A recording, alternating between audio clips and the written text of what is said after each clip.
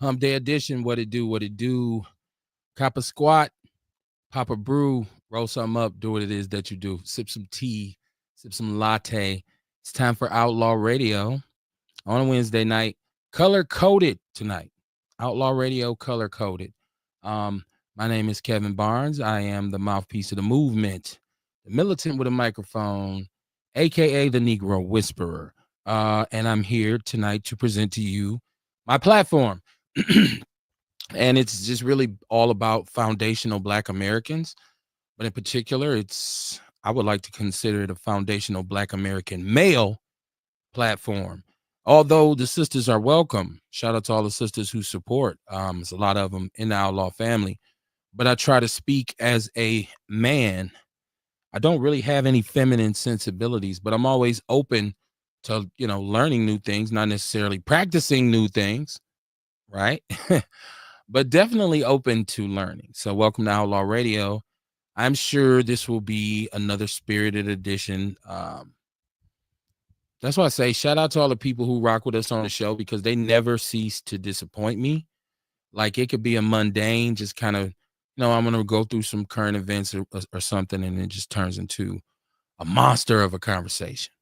So I'm very grateful for that. Listen, Mondays and Wednesdays, and it's funny because people who I've known forever, family members, everybody. Kev, when do the show come on? I've only been doing this 11 years. But to be fair, I have switched my schedule several times. So I could guess, or I would guess, that that's part of the reason why people say, well, when do it come on? Well, now, and for the last probably about 6 years, I've been doing Mondays and Wednesdays. Mondays and Wednesdays, 7:30 p.m. Central Standard Time, until, I don't like to put a stamp on it because we only do 2 shows. So if the conversation requires it, we just keep going. It's not overkill though. I know y'all got to be at work in the morning or something. But yeah, share the show. Please share the show. Share the show. I don't know. Facebook has an issue with me right now. I don't know why they won't allow me to share the show when it first starts, but share the show if you're listening. Phone number 262-202-5131, 262-202-5131. Scrolling across the bottom of the screen along with the Cash App, just in case you can't see it, make it bigger, right? But hit us up. Chat room always pops. Case in point, Brenda Peterson up in the Twin Cities. Brenda Peterson, how you doing? She said, hey, Kev, how you doing? How you doing? I know there was a tragedy in Minneapolis. My daughter lives in Minneapolis. So anytime anything up there, I have a lot of family, obviously. My wife is from the St. Paul, Twin Cities. My daughter lives in South Minneapolis right now. So, of course, I'm always concerned with what happens up there. I follow what's going on. But, man, we're definitely going to talk about that. It's a very strange, tragic. It's a very tragic event. Condolences and prayers to the families. And there was 2 children who perished, I believe, but 10 to 12 people shot. And this is an individual who, it's a church. It's at a church. At a church. And once again, we see this person who's exhibited and demonstrated all of the antisocial behaviors that you can possibly do. Now it's popping up that there's letters. Now it's popping up that there's social media posts, right, of this shooter in Minneapolis. And I'm like, okay, and it was a transgender male or transgender woman who was apparently a MAGA head and a out front racist. Always talk about the energy that Trump brings. It puts a battery in the back of a lot of racist people. It's a theory of mine. I'm pretty sure it could be proven if you just do comparisons of the level of aggression that you're going to get from white people, in particular white conservatives. I'd say, 15 years ago, okay, before Trump's first run, and then when he was president the first time, you saw it, boom, took off, right? It was crazy. The Karens, All this goes crazy. But yeah, so man, it's tragic, man. And anytime children, suffer the consequences for something. But like we're watching everything except for the right thing. Why is nobody paying attention to this? Like, just I'm saying, monitoring an individual who moves like this, man. It's crazy. My baby girl is all right though. She called home. She wasn't there, but you think you're getting out of Milwaukee, right? Leave Milwaukee. Tired of the kid boys, right? But yeah, man. God, prayers up for Minneapolis right now. I got a lot of partners up there, man.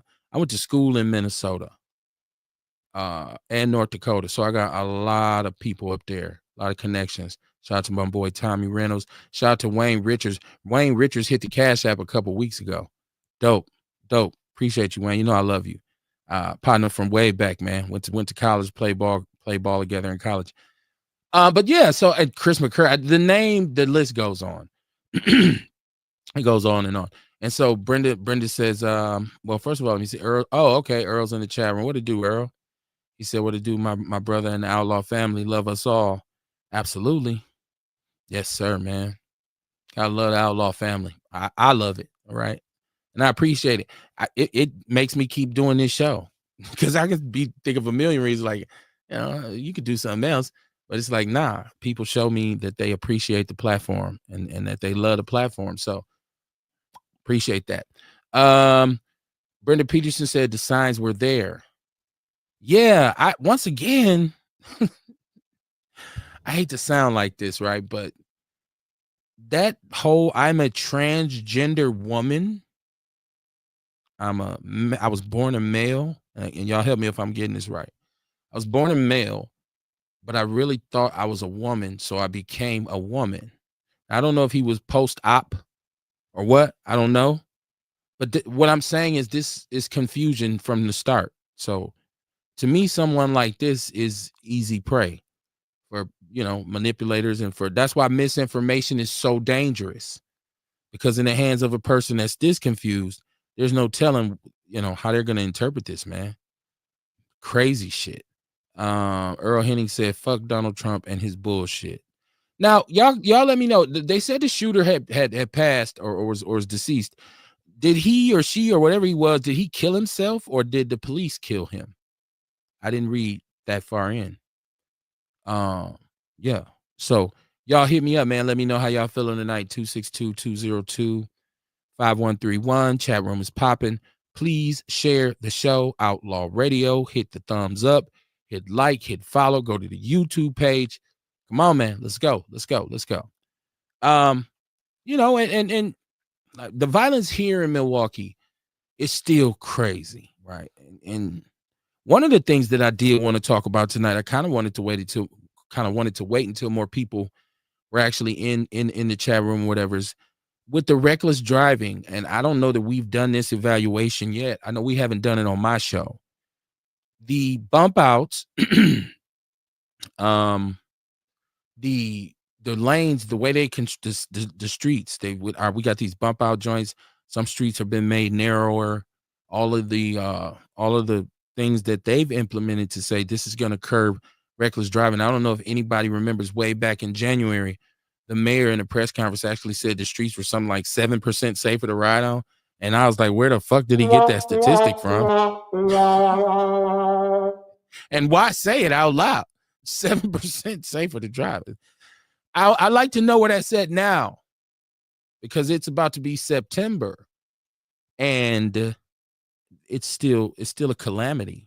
Like this is, and I see now, once again, I just saw Supreme, I can't say his last name. His mom is the senator, I believe, Gwen Moore, but he has taken on an African Omakumba. I can't say his last name. Supreme, and then another sister, I forget her name. I think Lakeisha or something. I don't know. They are now proposing now with $60 million, but when I heard what they were proposing, it was still like elevated walkways, narrow streets. I don't know that this is what we need to, like, you done it. The bump outs have changed the way Milwaukee traffic flows. You know what I'm saying? We can talk about that tonight, because I didn't get there. If we've already engaged in this, why would you want to come and say, well, let's do some more. $60 million. Let's do some more street narrowing. Let's do some more bump outs. I just really think a lot of this money should be invested in some sort of task force, a cooperative unit between the Milwaukee Police and the Milwaukee Sheriff's Department. I really believe that. I think it needs to be a collaborative effort in which they come together and utilize their common resources or their own resources and just form a task force. Because it's really not about necessarily going on a Starsky and Hutch chase, as opposed to just calling ahead saying, hey, yo, we got this moving this way. Boom. Cut you off. Where you going? You know what I'm saying? Obviously, see, Milwaukee, so it's not a big, especially the north side, it's not really big like that. Like, you got main streets that'll get you anywhere in 5 minutes, damn near. So it ain't built for high-speed chases. So, you know, in certain parts, it gets really congested. Oh, you're going to narrow those streets even more? Come on. Let's talk about it, y'all. 262-202-5131. We've discussed on this show so many times about what do we do about the driving. And then, you know, there's a part of it in which, since this is kind of like a youth thing, and I was following a post the other day. Ironically, it was Frank Nitti talking about the car thefts and the high-speed chases kind of being something now that's ingrained in our young people's culture. They look at it as like a cultural thing. This is what we do, like a cultural norm. And people were arguing. It was going back and forth. But I said, you know what? That might be true, because young people tend to latch on to something like that. And it's giving them some notoriety. I mean, you know, I heard motherfuckers in Milwaukee be, you know, that's a patch on their sleeve. So I don't know. Brendan Peterson is discussing the shooter in Minneapolis. Said he changed his name, or her name, whatever it is. He changed his name at 17. He definitely killed himself. She said he wrote a goodbye letter to his family and friends. Ace Cooley said, we need cameras. Ace, we got a bunch of cameras. As a matter of fact, if you really pay attention to the news right now, or any, like, a lot of incidents, there's mysteriously footage of the shit. Where them cameras at? They're in the lights. People have Ring. You know, there's cameras. It's very hard to do a crime right now. And you might be sitting there watching yourself like, God damn, where's the camera at? That is me, like a motherfucker. So we have cameras. They're going to implement some sort of drone initiative here. I guarantee you. They would have to. I don't know, because once again, if you have a sheriff's department and you have a police department that are really basically crossing each other every day. I'm driving down the street, you sitting in the park. Bum, bum, what up, Bill? How much do they actually communicate right now? That's one thing I haven't seen. When I see our mayor do a press conference about the traffic deaths, I never see him with the sheriff right here and the police chief right here. You know? And if DC wanted to come and show up, hey, county, city, we're going to pull it together. Message. Somebody call dude and tell him. Task force. We're asking for $60 million to build more streets, or change the streets more, whatever the fuck you want to build, Dukes of Hazzard ass ramps, whatever. Instead of just saying, let's take that 60, boom, put it towards these resources. Y'all let me know how y'all feel about it. I just feel like I think, once again, it's never groundbreaking leadership. It's leadership by numbers most of the time. Dion in the chat room, what it do, homie? He said, what it do, my guy? What's happening with you, Dion? It's goody. Earl Henning said, get him some jobs with that money. That's what I said. Create a task force. That's going to employ some people. 60 million, 70 million, whatever you ask for. I'm pretty sure you'd be able to get it at this point, with the number of fatalities and the recklessness and just this. It's just like, man, it's so bad. This thing, and bad. I know I'm using the word bad. I don't, but what else can it's so horrible. for there to be a group of people who feel like not only am I going to take somebody's shit, but I'm gonna smash on the police. People, innocent people. A brother got hit and he got his leg knocked off. It's a young teenage sister driving this thing. So it should be all hands on deck. It's September. We've months have gone by. We were promised an anti-violence initiative in the spring.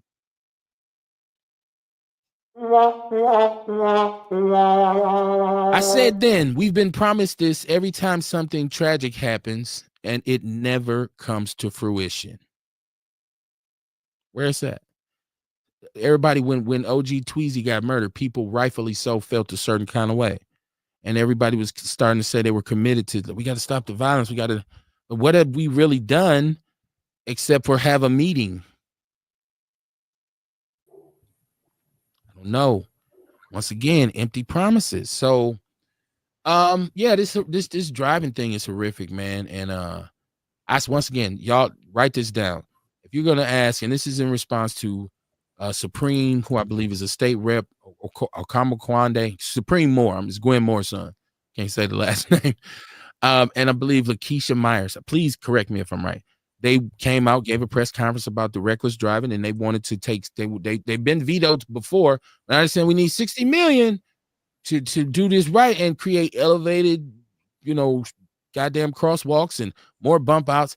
And I'm like, yeah, well, why don't you take that? Go and ask for 60 million to form a task force between the Milwaukee Police Department and the Milwaukee County Sheriffs. Why don't they work together on a major task force?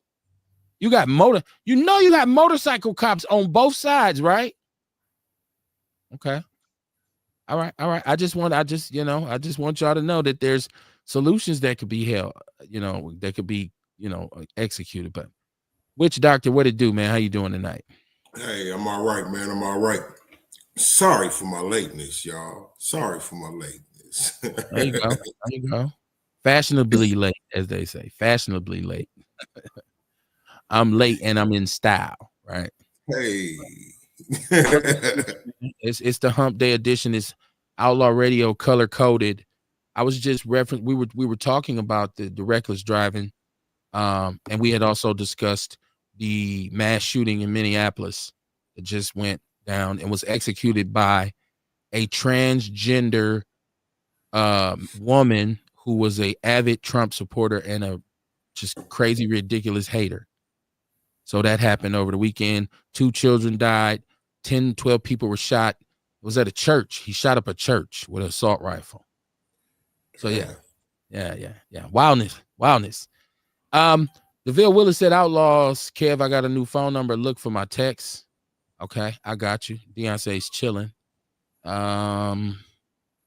Beauty Wadlington. I've been saying her name wrong, y'all. She told me the other night, like, dude, my name is Beauty Wadlington, not Waddington. I gotta give myself one of these. Hey, you been butchering her name for ages. I mean, years, man. Years. I tell people this all the time. I am not good with names, dog. I will mess your name up. I apologize, man. Beauty. Shout out to Beauty Wadlington. We'll talk about the killings in a second. Earl Henning said nothing. Shout out to Sharita Shaw in the chat room. She said clout chased off his death. Okay. Who clout chased off whose death, Sharita? Dion said people still want them to chase people. Well, I think we kind of did a roundabout on here, and I think our consensus was they should chase them. I think we said they should chase them. But at this point, I'm going to retract my opinion on that. I'm going to take that back. Because like I said, I believe that you have enough in terms of law enforcement people who could police an area. Once again, a joint task force between the Milwaukee Sheriff's Department and Milwaukee Police. Just a joint, hey, let's communicate. Then you don't have to chase them. Where you going in Milwaukee anyways? Where you going? Hey, I would retract my statement if that happened. Like if they came up with something better. You know what I'm saying? But other than that, like right now, shit, we these niggas need to get caught. Yeah. You know what I mean? Until they start doing something that's effective, you know what I mean? They got to do something. They have to do something. Well, that's probably where it should lay at. They got to do something. And what they're doing now, the way they're doing it is flawed because it's causing too many innocent people their lives. Now, once again, you can chase without it being a chase like that. This is not LA. This is not Chicago. You can make one radio call and block off every major fucking intersection in this on the north side. If you got a task force, say we got a runner head north on 27th, you can block that whole shit off. I'm talking about corner to corner. Now, what are you gonna do? Go through them side streets? You don't gotta chase him. All you gotta do is have patrols over there. We thought you might come through here. Keep running, nigga. We see you. Is he gonna run from police cars that's just sitting there? No, they ain't chasing him. But they see where you at. There you go. He crossed. I'm just saying, Kamar, it's utilize technology and use your people power that you have to combat this situation. But I hear you, because there is a need for these individuals to be apprehended. Absolutely, I agree with you on that. Before they go do something else destructive. And most of them, if you look at it, it's like, well, the reason we were chasing him in the first place is because this car was wanted in a shooting or multiple robberies or like, you know what I'm saying? And it's like, oh my gosh, man, it's tough, man. But leadership got to swing at it. That's why they get paid the big bucks. Who's this in the chat room? Let me pull this up. Dion said it's all good till someone you know becomes a victim. Yeah, that's true, man. And that's what I'm saying. I retract my statement because I got family out here. I got friends out here. And I'm saying chase them now until one of them on the chase and hit some of my people. Then I'm be like, y'all shouldn't have been chasing the motherfucker. Or, hey, the flip side is they be driving crazy in the motherfucker anyway and do it anyway. Yes, that's true too. That is all of these reckless driving accidents. That's one of the reasons they're getting chased. That's one of the reasons they're getting chased. And some of them are not police chases. They're just reckless driving. It's just whatever. Yeah. But you know. Yeah. So they doing it anyway. Damn. Why not chase them? Say, man, I'm trying to change. I get it. I'm trying to change my opinion. You like, fuck that, Kev. Chase them. I'm with you though, Kev. I'm with you on that. But my thing is, they got to figure something else out then. We can't just say, don't chase them now. Fuck and let them go. No. That's a good point. I see where you at on that. And I guess what I'm hearing you say is, listen, it's probably not the best thing to do. We know it's not the safest thing to do. But until y'all come up with something else, it's the only thing you can do. Right. So change the process. Right. Because they're driving crazy in the motherfucker anyway. Yeah, I see a lot of stupidity in traffic, man. I see a lot of it. And I look back, it ain't no cops, it's just somebody driving crazy. No, come on, man. No, absolutely. It ain't just young motherfuckers either. It's a bunch of old young niggas doing it, driving crazy as a motherfucker. Because when you're in your 30s, you still 20s, but you think you still young, but you don't realize you really old. You at that point, once you cross 30, you somebody up. Right. You on your way. You might think you still cool. You 30 now. They look at you. Young teenagers think 30-year-olds are senior citizens. 30-year-olds don't feel that way. I'm a grown man. You old. Beauty Wadlington in the chat room. She said, this is not the concern. Trump is taking over. She said, they don't care about safety. People have doorbell cameras and nothing. I don't think that. Sometimes I feel like they're not thinking at all. Earl Henning said, fuck the meeting. That gets nothing done. I don't want to be the one to say that. I didn't want to be the one to say that. DeVille Willis, he said, Kamara never late, just making a stat. What'd he say? A stat appearance? Hey, okay. A star appearance. A star appearance, he said. Yeah, you a star. You a star. Right. You are a celebrity host. The celebrity host Kamar Carter? I take it as long as it's somebody saying it to me. You know what I'm saying? It ain't me talking about, hey, I'm a celebrity around it. You know, so Boy, I'll take that. Hey, look, your family. Yeah, she said Antoine the mayor. This is Sharita Shaw. Beauty Wallington said, "Is air police wrong? Is our police wrong, or what is all these towers for if they have to bring in the marshals?" I don't know. I'm not even there yet. I was just reacting to what I've seen today in the media. Ian said to start, how about just maybe if you do a felony, flee from the law enforcement, you get 25 years in prison. I don't know if that's cool. 25 is a little heavy. 10, you know what I'm saying? Kamar, 25 is heavy, man. For a chase, you know, what if you in a chase where don't nobody get hurt? And you do that shit when you 17, you're gonna be in there until you 50 almost. That's too much. That's too heavy. You know Now, what? That'll stop that shit though.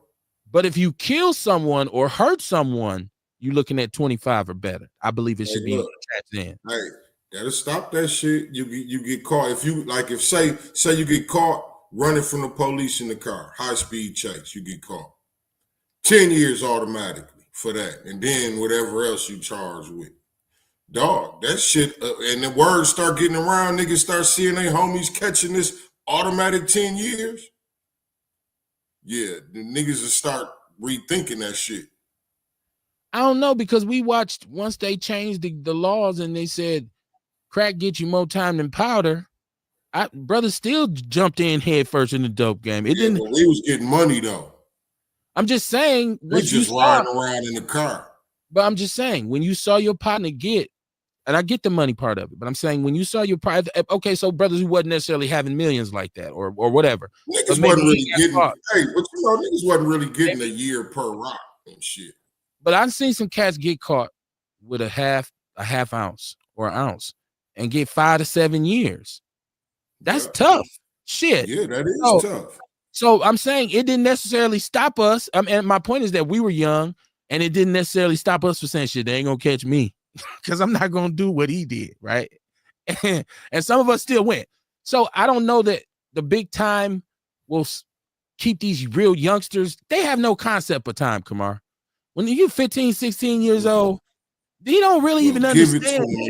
Hey, well, they need to give it to them and make them figure it out. Once again, I think straight up, I'm tired of seeing motherfuckers perish. Hey, I'm tired of seeing innocent motherfuckers perish out here, man. I am too, but I want to sitting at a red light. Brother sitting at a red light, waiting on a light to turn green so he could pull off like he's supposed to. But then you got some motherfucker that ain't got no goddamn sense. Fuck them. Once again, in that case, I would say in that it's just like this. So what they did for us too was, okay, getting caught with the work was one thing, Kamar, but getting caught with work and a gun. Now, see, now you're getting more time, right? And so that's what I'm saying with this, where if you high speed and you kill somebody, you get a football number, mandatory. But if you just go, you take them on a little chase and maybe you crash the car, and you get 10 years is a lot of time to think about that day. That's all I'm saying. Hell yeah. But if start giving it to them, handle it to them. Mandatory minimums. Automatic. Yeah, mandatory minimums, man. You know, Beauty Wallington said no safety concerns for the neighborhoods. Earl Henning, my brother, he said keep them in jail long enough for dumbass people to he's agreeing with Kamar like that. And I'm not disagreeing with Kamar. Let's get that straight too. I'm simply saying let the punishment fit the crime, right? Like, because I don't think if you 15 and you on some dumb shit, because I've been a dumbass 15-year-old before, and I go on a joyride and I crash the car, I do deserve time, but not 25 years. You're going to take my whole life away from me. No, but if I hit Sister Jenkins and Brother Jenkins coming home from church, that's 2 lives I done took out. Oh, yeah. 35. See you when you 60, nigga. I'm just saying. So even if you hurt a motherfucker. Yeah. Yeah. This little sister just knocked this man's leg off. His leg was off. Did you see this footage? I think he was on center. Yes, he was. I think he was riding a Oh motorcycle. yeah. I did see that. What the Crazy, fuck, man. Shit. Oh my God. Beauty said, listen, this is just getting ready for the martial law. Did I spell it wrong? They just preparing all states for this change.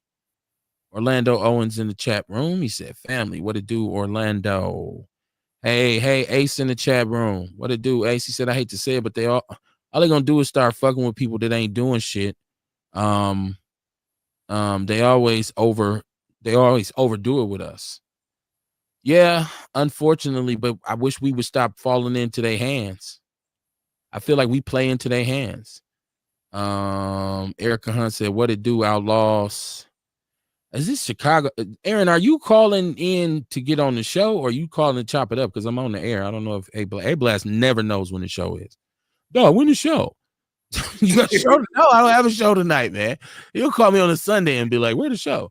So I don't know, man. Send me a text if you're trying to contribute to the show, or you just hit me up just on some check-in shit. Not check-in like that, but just, how we check in with each other. Ace Cooley said they're gonna use it as a money grab. Ewok in the building. What up, Ewok? He said, man, you gotta chase them bastards. Can't allow them to feel untouchable. Once again, I think that there's ways we can get them without chasing them, Kamar. Even if we just passing if we just passing them off. Like, okay, he's boom, you take it, lead him here, lead him into the trap. I'm just thinking on solutions. I don't want to just harp on the problem. I want to think about real solutions. That's why I said a joint task force. Change the way it's done. There are procedures that they have right now. And you've seen a lot of cases where the damn cops crashed. Mm-hmm. And even one of them died, man, last year, a couple years ago. Some years ago, yeah. Ran up on the damn, like, boom. So, yeah. Beauty said, who is the highest paid person in Wisconsin? Please tell me. How would I know? Who's the highest paid person in Wisconsin? Shit, I don't know. Elvis? I'm joking. She said, who? What in the world, Beauty? Are you okay? Is you straight? What does that say? What does it say, Kamar? Woosa. I couldn't see it. Okay. Yeah, that's good advice to yourself, Beauty. You got to calm down. Beauty be snapping in the chat room. By the time you get to talk about one thing, she said she be on something else. She be on something else. Right. Yeah. A Black said, don't forget about little dude doing his thing in front of that camera after following that girl. Who we talking about? Maybe he was. Okay, so that's Aaron. Hey, Blast, hit me up now that I know you watching. I didn't want to bring you in and be like, dog, what's happening, man? What you doing? Like, no, I'm on the air, bro. Hit me up now that I know that you actually watching the show. I didn't know if you was in it to win it. You said doing his thing in front of that camera after following that girl. I'm not up on it. Put me up on it. She said giving people time is nothing. Same with these guns, though. Abel said, man, okay, now I see he's trying to call in. He said, what's the call-in number? Yeah, I didn't know, bro, because I know you would hit me and be like, dog, is you on the show? It's like, no, if I was on the show, I wouldn't answer the phone. Hey, Blast, what it do, man, out in Arizona? What's going on? What's up, fellas? I'm listening, and this is kind of like a subject that always has been on my mind. It's like a personal thing with me. And I hear y'all saying, like, what do we need to do? What steps we need to take? Man, for example, Kamar was like, they out here doing this and they out here doing that. Give them this, give them that. What about pre-rehabilitation? We looking at all these kids out here, and a lot of these people know these kids out here. What they doing? Who they is? What they doing? What? It's like a slot they fall in, and you see it. There's a lot of cats out there be like, look at a kid and be like, hey man, or look at a young cat, a YN or whatever, and look at him and be like, man, that nigga gonna go to jail. He ain't got it all. Hey, why like, if the solution is, why wait till they catch a case? Well, okay. Hold on. Why don't nobody get on the parents, or why nobody don't even bypass the parents and be like, look, your son or your daughter is this, is gonna be this, and falls into this category. Let's make Aaron, something stronger. Let me finish. Let's create something stronger. I'm not saying like just snatch them up and go against everybody, right? I ain't saying that. I'm saying, but if the community know it and the community see it, why the community won't just be like, hey, we got woo woo woo woo. You need to get in contact with his mother or his parents, and if they fall into that, then you know, you do the rehabilitation. No, first of all, it doesn't sound like you're fully informed on this situation. I don't know if you're fully informed on how this system actually works, because there are so many red flags given to parents when their child is on this path. And you're talking to somebody who has worked in the public school system, as well as the juvenile probation with juvenile probation and wraparound Milwaukee, as well as nonprofits with children, with youth, and all this kind of thing. So I've actually been in juvenile court with young men. These are not children who you go tell a mama on them and they stop doing what they're doing. Parents are being alerted. Hold on. Like you said, let me finish. Parents are being alerted. There's no such thing as pre-rehabilitation. That's like picking people randomly out of a crowd saying, hey, come on, do rehab before you hurt. Hold on, let me finish. Let me finish. You just, like you said, let me finish. No such thing as pre-rehabilitation. We talk about preventative measures, which exist in the form of community programs, opportunities in the school system, opportunities for mentorship. There are all those avenues in this city. We happen to have a 50% truancy rate in MPS. So as far as why it ain't this form, why it ain't that form, it's some of everything form. It's boys and girls clubs. It's all kinds of community centers. You can't teach empty seats. So I don't know that we can just say, well, hold on, why ain't nobody trying to do this? The point we've gotten to is we have tried so much and none of it's working. Go ahead, Kamar. It's funny when you put your hand up. That's always hilarious to me. Well, you know, also with that, I say what I say, cause I'm gonna say it again, because you know, I know me, and I know a whole lot of brothers. I could run a list of names down that's popular in Milwaukee. Brothers where prison straightened us up. You know what I'm saying? Prison ain't always a bad road. Some brothers go to prison and get their shit together, get their mind right, and come on out and get it right. You know what I'm saying? So I ain't saying just lock them up. What I'm saying is, I understand. Hold on, let him finish, Aaron. Let him finish. Right. Go ahead. What I'm saying is, if you destructive to the community, we need to get you out the community while we working on the community. I don't disagree with that. I do not disagree with that. All I'm saying is that I'm not saying randomly snatch these kids up. I'm not saying take away the programs that's already out there, to help them and benefit them. Because in the end, it comes down to a decision. Who's making the right decisions? Who's making the right? If you look at the parents, who's making the right decision as far as the parents? And just like you said, on the good side, it's cats out there, it's dudes out there that be like, hey man, I don't want to go down this route. I'm not gonna go down this route, and I'm gonna change myself. But what about the ones that's like, man, fuck that. You gonna throw that away? Yeah, go your ass to jail. If that's your attitude, go to jail, man. And my thing is, sitting in the jail though. If we can create all this shit for prisons and create all of these programs, why you can't create a program or make something tighter or make something a little bit more sturdier? And I'm not saying like something like complete slavery for young kids, especially for the young brothers and the sisters.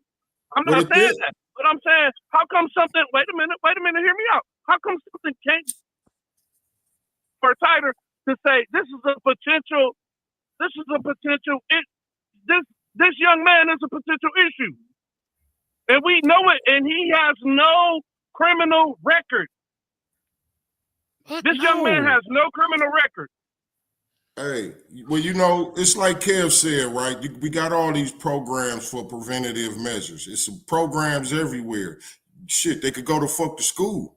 But you know what I mean? The thing is, how do you get them to go to the programs? They don't want the shit. They ain't going. That's my point. How do you get them to go? Like you can't, like, you know, parents, we can teach our kids, we can teach our kids the right thing. You know what I'm saying? But when they get out there, they do what they want to do. You know what I mean? They're gonna make their own decisions once they get out there. And if they don't want to go to these programs, like I could send them, you could take your kids to the program. And they could go in the program and sit there and just don't do shit and don't pick up nothing from the program. I mean, it's got to be in them to want it. Like, And just you like are me, right? exactly It took for me to go to 110% prison to correct. realize, hold on, man, this ain't the motherfucking route for me. You know what I'm saying? Shit. Hey, Blast, you know what I mean? It was a bunch of programs out when we was young. But shit, I wasn't running it on none of them motherfuckers. But You I'm know not. what I mean?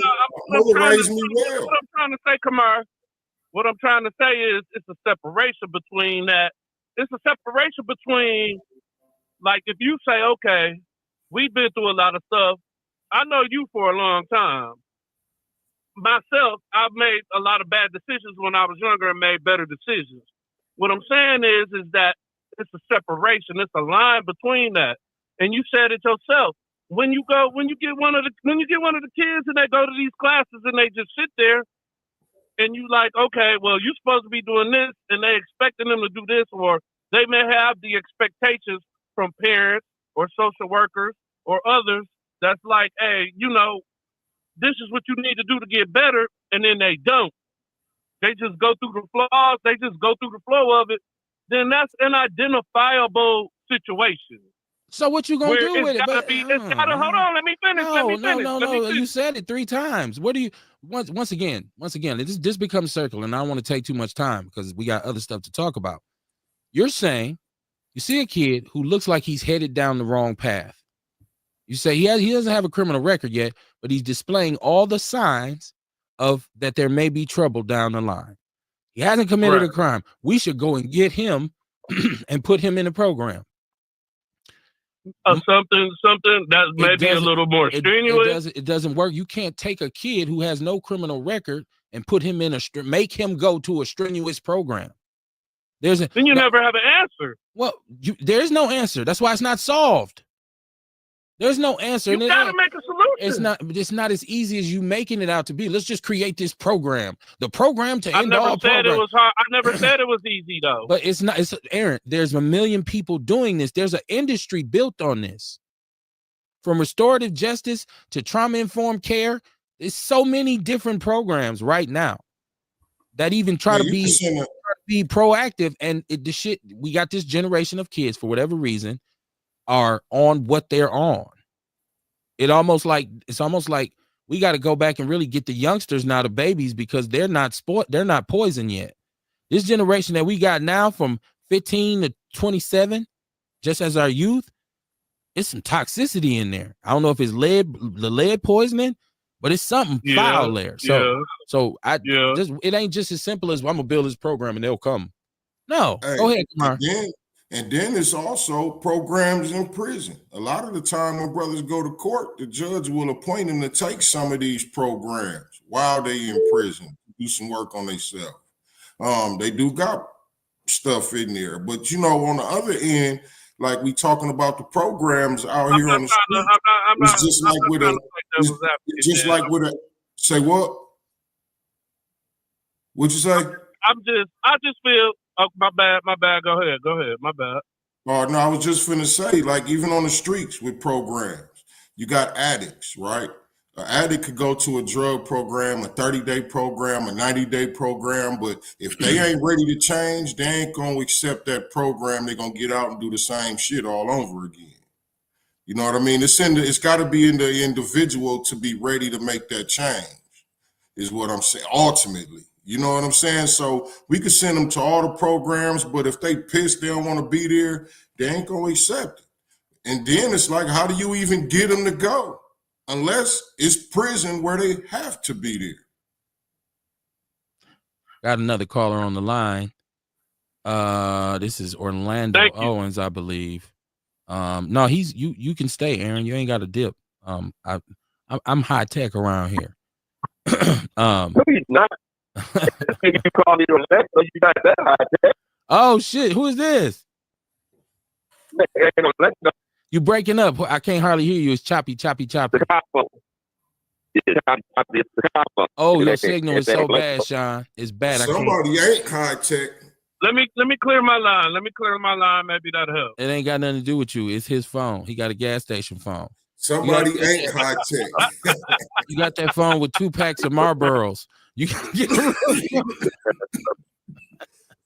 He got one of them. He got one of those antennas on his phone that you got to pull up. It's real tall. He on the walkie-talkie.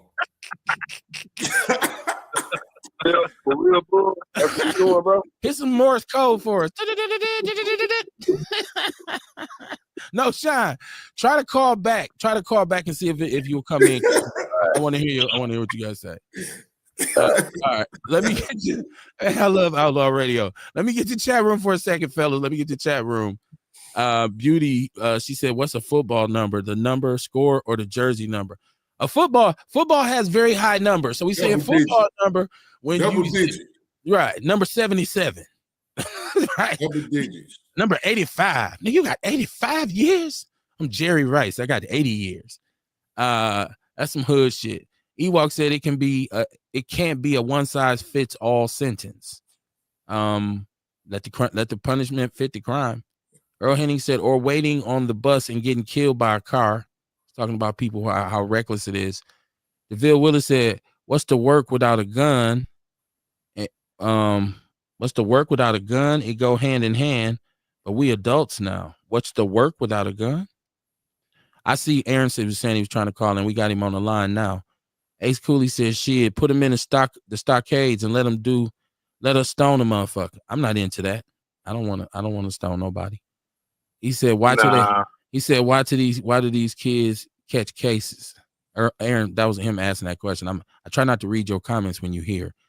Earl said, getting them off the streets and ours, life will be great for us. Ace said, fuck it. So a motherfucker's asshole shouldn't keep feeding him. Really? Come on, man. Like, no. That ain't gonna help nothing. No. Just build more bump outs. Don't get that bad. Shit. Sharita Shaw said, Aaron, they know the parents, not the kids. I mean, parents get in this. Some of them are horrible parents. Some of them ain't. Everybody makes that assumption that they all just fucked off parents, but they're not. Because I met a lot of parents who like, look, I've given this kid everything he ever wanted. I don't know what the issue is. And sometimes they be fronting too, because you get the kid. He said, hey, mom know what it is. She was a hoe till yesterday. I'm joking. I shouldn't have said that. That was misplaced. Earl said, fuck that, lock them up. Who is this? Beauty said it's not the community responsibility to provide information about. We have to go into each home and see the issue of the household. She said prison is not the same. They have too much going on in these prisons. But this should not be an outcome for them. Shit, they motherfuckers in Waupun done had it rough for the last few years. How many of them done died? Cold on the Negro soul up there. I don't know if it's sweet like that. What I see when I hear cats talk about prison, it don't sound like it was sweet to me. You know, they'd be like, man, Kev, you don't never want to be in that shit, cause that shit is crazy. She said that Earl lived in the state of Wisconsin. Why did he move away? Earl, what we talking about? Somebody remind me what we talking about. Earl. She said still in Wisconsin. What Earl we talking about? Oh, I don't know. Anyways, I wanted to, so I'm glad. I don't know if everybody's still on the line. I hope Sean called back because his phone was fucking up. But I call the show Color Coded because there's always discussions. You know, I'm in the podverse so often, and I'm watching what brothers and sisters are talking about on the show. I mean, on the social media tip, and I just happen to see there's a lot of talk about what has happened with this Office of Wellness and Prevention, whatever it's called, the selection of this new leader, white, Latino, whatever he is, wasn't even considered a finalist. Mayor bumped him up over everybody. He came out how he came out. But so I know Vince, Tony, and a bunch of other brothers are upset. They want to boycott. They want to call for all of us to stand together. But the first thing I noticed was, and I didn't know this, y'all, I didn't know we were still arguing about whether or not we should call ourselves black. Okay. This is I seen, I'm not gonna say nobody's names. I seen these two brothers who are really supposed to be like super intellectually, like I don't know it. Some brothers who just overstand everything, right? I don't know if you ever met a brother like this, Kamar. You say, hey man, you want some water? No, brother, see, unless that water is ionized and charged by the sun and dubious proteins, I would not partake in that because it damages my soul and ruins my culture. I can no longer immerifferate the greatest rays of magnetism. And I'd be like, brother, I don't know what, okay, I get it. And so it was a real live debate on don't call yourself black. And I'm like, wait, that's we still arguing about? I didn't know. I did not know that we were still arguing about we shouldn't call ourselves black.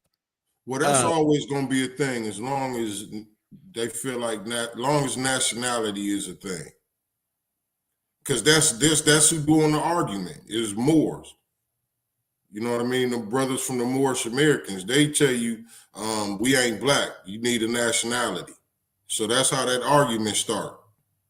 I don't know that these brothers is Moors though. Come on. Well, I'm saying this is where the argument okay. stems from. Okay. I get it. It's that conversation I'm saying. Got you. There's this thing about what you actually know what the word black means and it represents right. Desolation and the death and nothingness. Right. It's just you actually saying you're nobody when you call yourself. Man, you ain't shit. It's just like I think you might be overthinking this, my brother. You know what I'm saying? Like, and when we talk about the foundational Black American thing, if you have gotten a chance to watch Tariq Nasheed go on to Vlad, once again, Tariq Nasheed is not the leader of anything. He's not. Ain't no club, ain't no bumper sticker, ain't nothing. But the way he broke down what this actually is to Vlad, who is always, he's a culture vulture anyways, made a lot of sense. And I put it up because I'm like, I think a lot of us should see it just to understand what foundational Black Americanism is. So I do, Sean, you good with us now? Yeah, I'm good. What you mean, bro? I'm always good. Well, your phone wasn't though. Don't brag me. No, it wasn't. You got them customer. No, you got them customer service headsets. Everybody, you get just because they Bluetooth, you think they're gonna be cool. You can't get them shits out the gas station. You're really dumb, bro. There's something wrong with you, bro. Really, it's really, it got a dial on it. It got radio stations on it. Really man. What's going on, man? What's going on? Man, what's the word? Man, what's that, man? What's that? Doctor and whisperer. What it do, family? Ain't nothing to it. I think A Blast on the line too. A Blast, you still with us or you jumped off? Okay, he might have jumped off. You said Ajax. A Blast, the homie. You probably know Aaron. If you see him, you probably know him. Like I know this big head dude. But Aaron Brown. Yeah. I'm here. Okay. I was just checking to see if he was on the line. So what's up, Sean Mo? What's going on, man? What's on your mind? Nothing. I was trying to see what y'all was talking about, and I chimed in right with you doing your thing, talking shit to me. Well, no, I was talking about because the show is called Color Coded, so I didn't know. Oh, and then you called me Orlando. I did because y'all phone number looks similar, so that's why I thought it was him. It does. How you gonna tell me? You know his phone number? Huh? Never mind. So, I know his phone number ain't mine. Like I said, I didn't know we were still arguing over whether we called ourselves Black. And I've never gotten an answer from anybody when I say, okay, if it's okay for Mexicans to be able to call themselves Mexican Americans and Latinos can be Latino Americans and Asians can be Asian Americans, how come we can't be foundational Black Americans? Why does it have to be a terrorist organization? Why does me saying, hey, we self-identify as Black? White people didn't label us Black. They called us coloreds. They call us niggers. They call us spades, spooks, moon crickets, all this kind of shit. That, yeah. They never said Black at all. It was when the Black Power movement came on, late 50s, early 60s, that the term Black Power became a thing. Right. And this is from my mom, who was a member of that generation. She said we fully embraced it because it was a new way to identify who we were. as opposed to letting them tell us who we was. And so with the afros and the way the Panthers dress, and then look at the culture. Once the floodgates opened up, everything. Now in the 70s, it became cool to be black. All of a sudden, it was the shit to be black. Yeah. So yeah, black power, baby. So I don't I'm black understand. and I'm proud. Yeah, I don't understand. I don't understand what the I'm issue is. black and I'm proud. Okay, so you consider yourself black? I'm a black American. Okay. Once again, I understand it. Oh, you can say black. Yeah, but I'm not, bro. My ancestors, I have ancestors that were born on this land. My mother was born on this land. Her mother was born on this land. This is my land too. Yes, I'm a black American. American black, whatever you want to say. I'm black. Listen, and Aaron, I don't even know if you even think about this, because I don't know if you even say, well, it don't matter. Do you say I'm black? No, I'm black. No, motherfucker, you can't tell me. I understand it's a color called black, and it's my favorite color, but it's neither here nor there. But I think people have a problem with trying to tell us that we should claim some sort of African identity. I think that's where the problem is. Okay.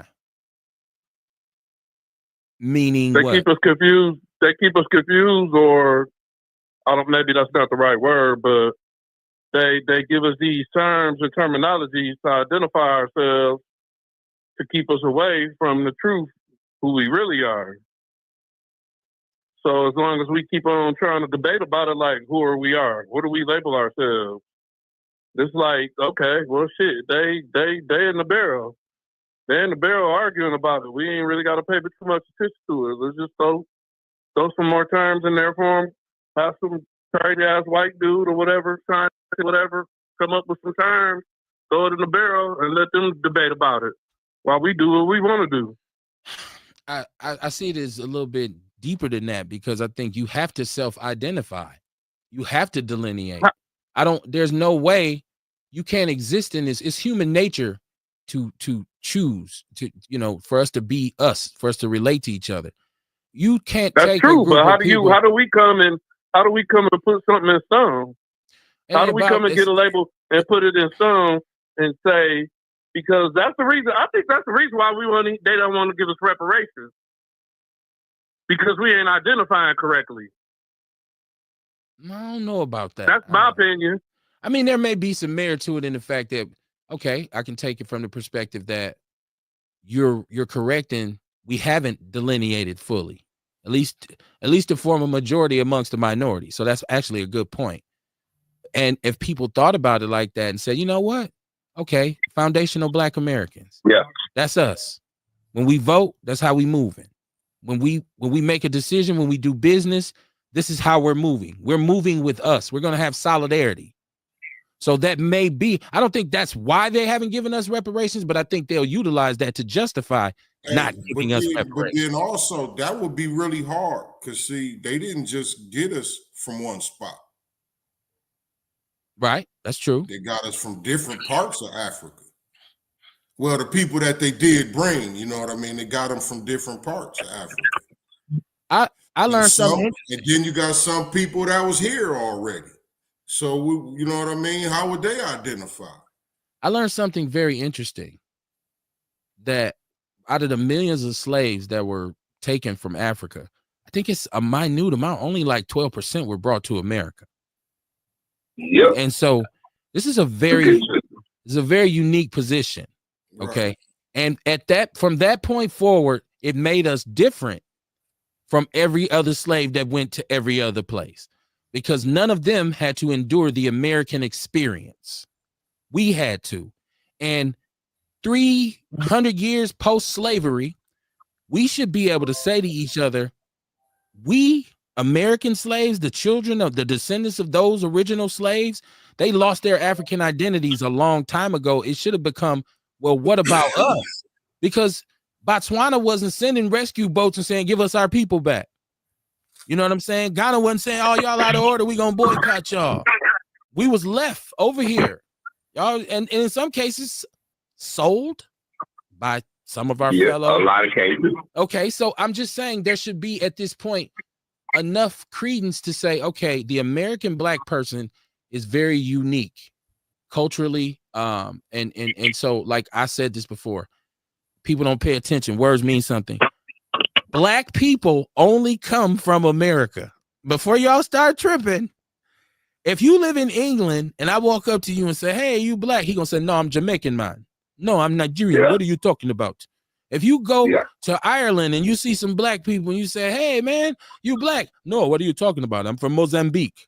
They're not black. They're African. You come to America and say, where you from? Chicago. My family from Mississippi. And I did this research on my own family. We went back in the census to 1830. Not an African name in there. Man, I think it go back. I think it go back to a lot of us has been here. I think a lot of us just as much as they did whatever they needed to do to the indigenous tribes. Like I see pictures. I see pictures that where it's a lot of us that look like some of these indigenous tribes that's been here.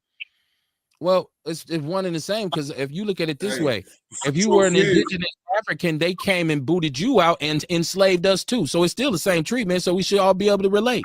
Go ahead, Kamar. But they're not gonna help us. They're not gonna help us to identify ourselves. They're gonna, like I said, they're gonna keep making us debate amongst ourselves. Go ahead, Kamar. Truth is the whole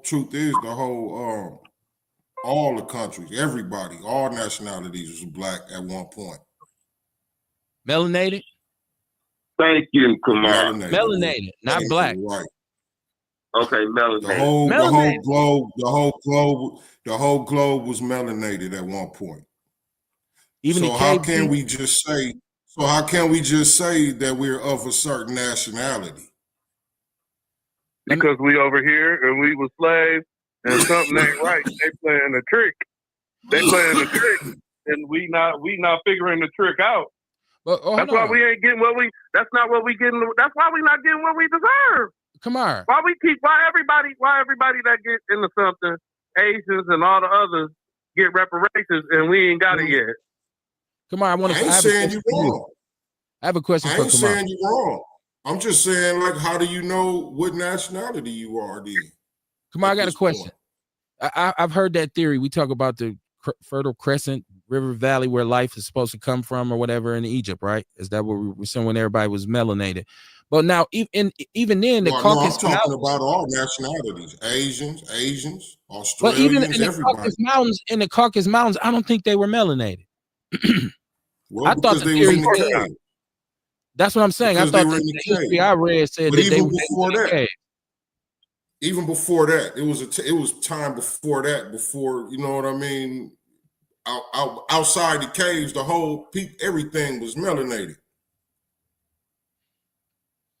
I believe that. I wouldn't disagree with that. Before. I'm telling you, go back far enough. I'm telling you, everybody was melanated. What happened is, we was the great migrators. We started this migration, this move and shit, like civilizations moving out and becoming their own people, their own civilizations. That's what we did.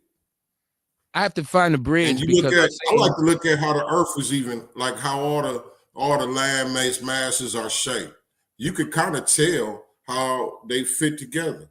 Like Pangea. Maybe everything just come apart, and you know what I mean? You got different land masses. But trust what I tell you, the whole earth was melanated at one point. You talk. What I want to know, was it Pangea with the people got trapped? Them people got trapped in the caves.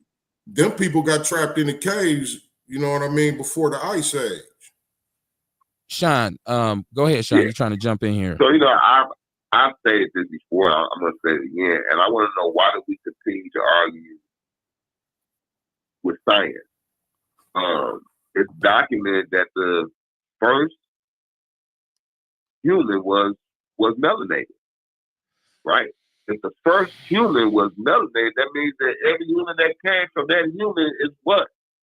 Originally melanated. I don't know. Why not? If somebody's calling me from a private number, No. if somebody's calling me from a private number, I'm not gonna answer. No, I got a phone call. I'm letting them. Hold on, Sean. I'm letting them know, whoever this is, don't call the show private. I will not answer it. So I don't think this is somebody calling from the show. That might be my son trying to call me to get him from work.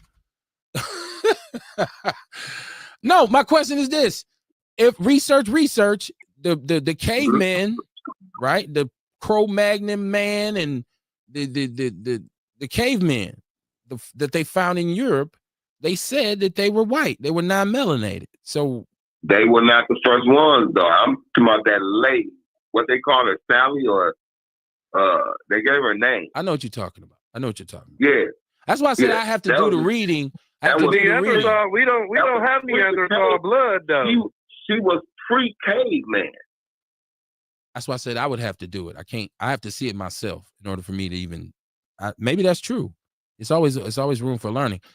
Anyways, the point of all this is because it went way off the rails. I'm talking about right here, right now in America, right? Yeah. And right, so okay. And if all people were melanated, it's not like I'm against that. Shit, that's a good thing. I'm just saying right now in 2025, the issues that we have in this country require us to come together in some shape, form, or fashion.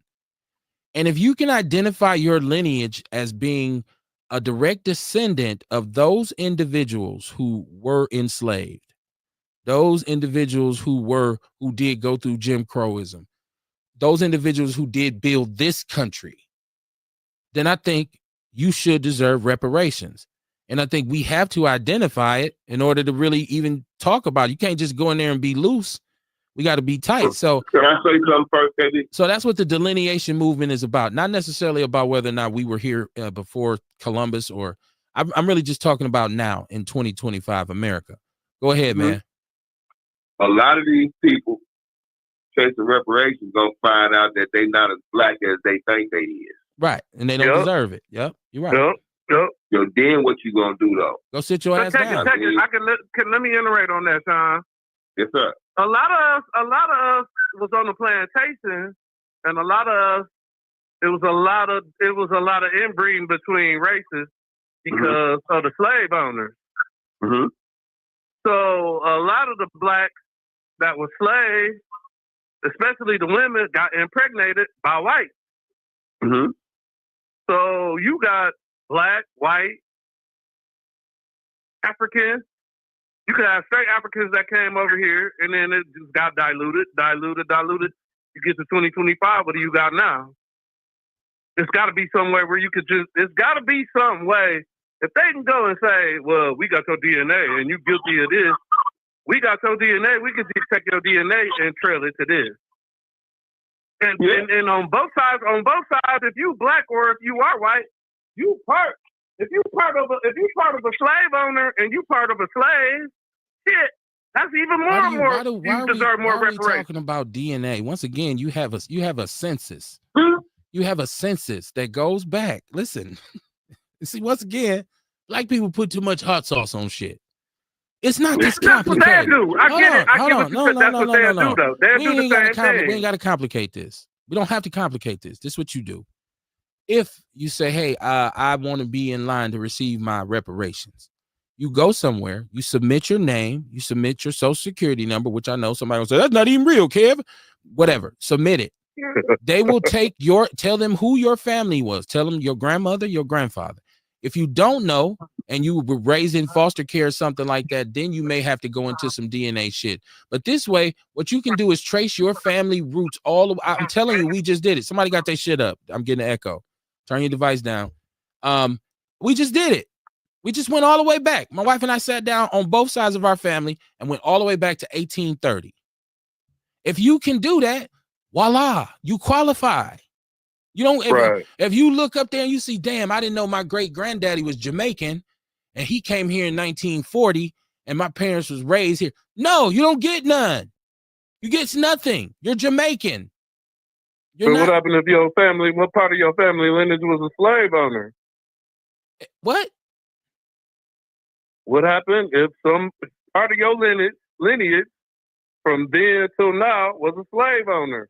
If you find out that your great ancestor was a white man who had a baby, Going back to the father, who was a white man who had a baby by a slave, she raised a slave, and that white man's name is on his paperwork, he's still a foundational Black American. He was created. He's biracial. He's created by America. So he definitely deserves it. No, he shouldn't get booted out. With you then. Let me get my chat room because it's all the way backed up. Janet Wilson said hi. How you doing, Janet? Y'all know what? Facebook is really giving me an issue with sharing the show. So I think they've actually cut the flow off on Facebook. So if you can go into YouTube, I don't know what it says. They're having an issue with StreamYard. It's back up now. So share the show. It's back up on Facebook. Yeah, I don't have. I'm ahead there. It's back up on Facebook, so you can see it now. But in the meantime, I'm gonna read the chat room. Brenda Peterson, she's laughing. She said, Beauty said, "Am I Black?" I am Black. At least that's how I identify. Is my skin brown? Yes. And for people who say, I know there's a lot of Pan-Africanists who will say, Kevin, how could you say you're not African? I'm not saying there's not some African DNA in. Obviously, look, it's melanin in my skin. Absolutely. Yeah. But it's not African at this point. The African is just by DNA. I can't trace to where I came from in Africa. I get it. I get it. And I'm not gonna piss or spit in an envelope and send it off to whoever owns that shit right now. To me, they're gonna be cloning niggas in 10 years because the company that was doing that just got bought out. I'm not. Dog, did you just say spit in the envelope? Yeah, you know. What was it? DNA dot? People do this shit, Kamar. Like you see celebrities all the time. Found out I'm 50% East African. No, you didn't. They just told you anything from some spit. Come on, man. No, people do it, man. I just won't do it. Beauty does not like when Kamar goes off screen. She said, "Real OG, where did you go?" She's always looking for Kamar. Where for out there, Kamar? Oh, Kamar is our celebrity host. Y'all didn't know. A said they either trying to call us African or indigenous. American descendants of slaves is what is what it was prior to FBA. Yeah, I mean, before this, you can go back and listen at my show 11 years. Before FBA was even a thing, I have been saying Black people only come from America. I know some English Black people. No, you don't. You don't know no Black people from England because there are none. You know some Jamaicans or some Native Africans from England. You know, Black people, if you know two Black dudes from Chicago, he's Black. So I've been saying that. Sarita Saw said, Kev, you so much smart. Delineation is a start. I believe you got to self-identify. I believe you do. In order to move forward, because who are you? Who are you? Are you just going to go in and say all of us? Who? All y'all? Man, it's going to be Jamaicans, Dominicans, Alaskans, anybody who got some melanin in their skin gonna be lining up for a piece, and they don't all deserve it. And they don't all deserve it. You know what I'm saying? Because your people ain't paid the price mine paid, and y'all also ain't put the work in like we have. Nobody done more work in this country than us. We have fought in every fucking war, and every time we thought we was gonna come home and be free, we still came home and got kicked around and got our backs kicked in. So nobody is more American than us. You can't name something we haven't influenced or innovated in this country. Now, do we command the financial acumen that should come with that? No. And that's where the people who enslaved us originally still play their hands. They created a racist power structure because they understood how great we can be because we are the only true Americans. So Trump, them, all that shit that they talk about. I tell any MAGA motherfucker in a minute, you're American. Where your parents from? My mother was Irish. My granddad came on Ellis Island and your ass an immigrant. I'm Black. I'm more American than you. Yeah. So if you tell them that, they'll leave you alone or either go to HR on you. You might have to get a new job. I'm just saying. you might get called in the next one. Kevin, there's certain things you just can't say around here, and this is your third offense. You be like, damn, see, they done lay me off. Beauty said, not picking on Orlando. which are you? Orlando identifies as a black man. I mean, he and I have had this discussion many a times. Sharita, you are absolutely right. We built this country. I can't. Once again, I can't think of anything in this country that don't got a black fingerprint on it. That's why I said color coded. Because America is built. First of all, America's built on racism. So why would you be the only motherfuckers in America trying to be friends with everybody else and don't nobody give a shit about you? We are the only ones who do that. We cherish white people. It's a subconscious thing for us. White ice is so much colder. We want to share. You invited to the cookout. As soon as a sister break up with a bad dude, go girl, date out your race. Like, you know what I'm saying? Like, it's we stigmatize ourselves. So I just feel like we should self-identify, put all the bullshit to the side and say, look, I'm part of this. Because I know black people say, you're a fool for calling yourself American. Why the fuck wouldn't I? Brothers, just listen, just because you get a goddamn do-rag and some sandals and a dashiki. Hey, what if Trump was like, what if Trump was like, what you say? Hey, what if Trump got on some radical shit? My bad. What if Trump got on some radical shit and was like, if you ain't American, you got to go. So everybody that done signed up to be a whole nother nationality, they're getting sent back to wherever the fuck that nationality is. I'd ask him when he was leaving. I was gonna say the same thing. When you leaving, I'm just saying, if he got on some radical shit like that, you know how he on the immigrants' ass and shit. Right? Yeah. And people keep saying black people next. I'm like, what? I'm not. Listen, I'm not. Y'all know how I feel about Trump, but I don't know why. Because somebody else start to get kicked in their ass, we automatically say we next. Then that's our lowered expectations. That shit don't apply to us. It could. He could do whatever he wants to do. Yeah, he could, but shit, it'll be hard. It'll be a fight. I don't know where it ain't nothing that's gonna go straight through. Because what country gonna take a bunch of dudes from Detroit? They don't want them over there. Bunch of ghetto niggas getting off the boat from Detroit, Chicago, LA. They gonna be like, we do not want these guys over here, man. Every goddamn hut in that village gonna be broken. I know. I shouldn't have said that. Once again, I get carried away. Wrong for that, bro. I know. They play too much rap. Right, they don't live in huts no more. I'm just saying, they country would change if a bunch of Chicago and Detroit brothers showed up off a boat. I'm just saying, it'll change. Be a lot of pregnancies in 2 weeks. Sharita Shaw said her research goes back to 1820. I just asked people to sit down and do it. It's very interesting. I learned some key things about my family I didn't know. How did I verify them? I called one of my oldest uncles and ran all of it by him. And he said, yeah, that's true.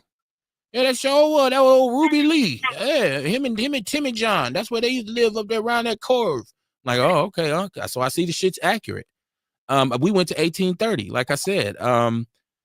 Beauty said, what does that mean? A lot of us been here. What does that mean? There's the theory that black people were the first world travelers. That we been left Africa and went to other countries and had settled in. Some people say the proof is that look at all of the people in the Caribbean. All of them got African in them. Puerto Ricans, all of the islands. Yeah. There's a lot of African backing in there. So that means brothers are getting off them boats. Shining, baby, come on, everybody's fire and chill with us and shit. Then he get her pregnant, get back on the boat and head out. I know that's bad too. I can't help it. Brothers was already there already.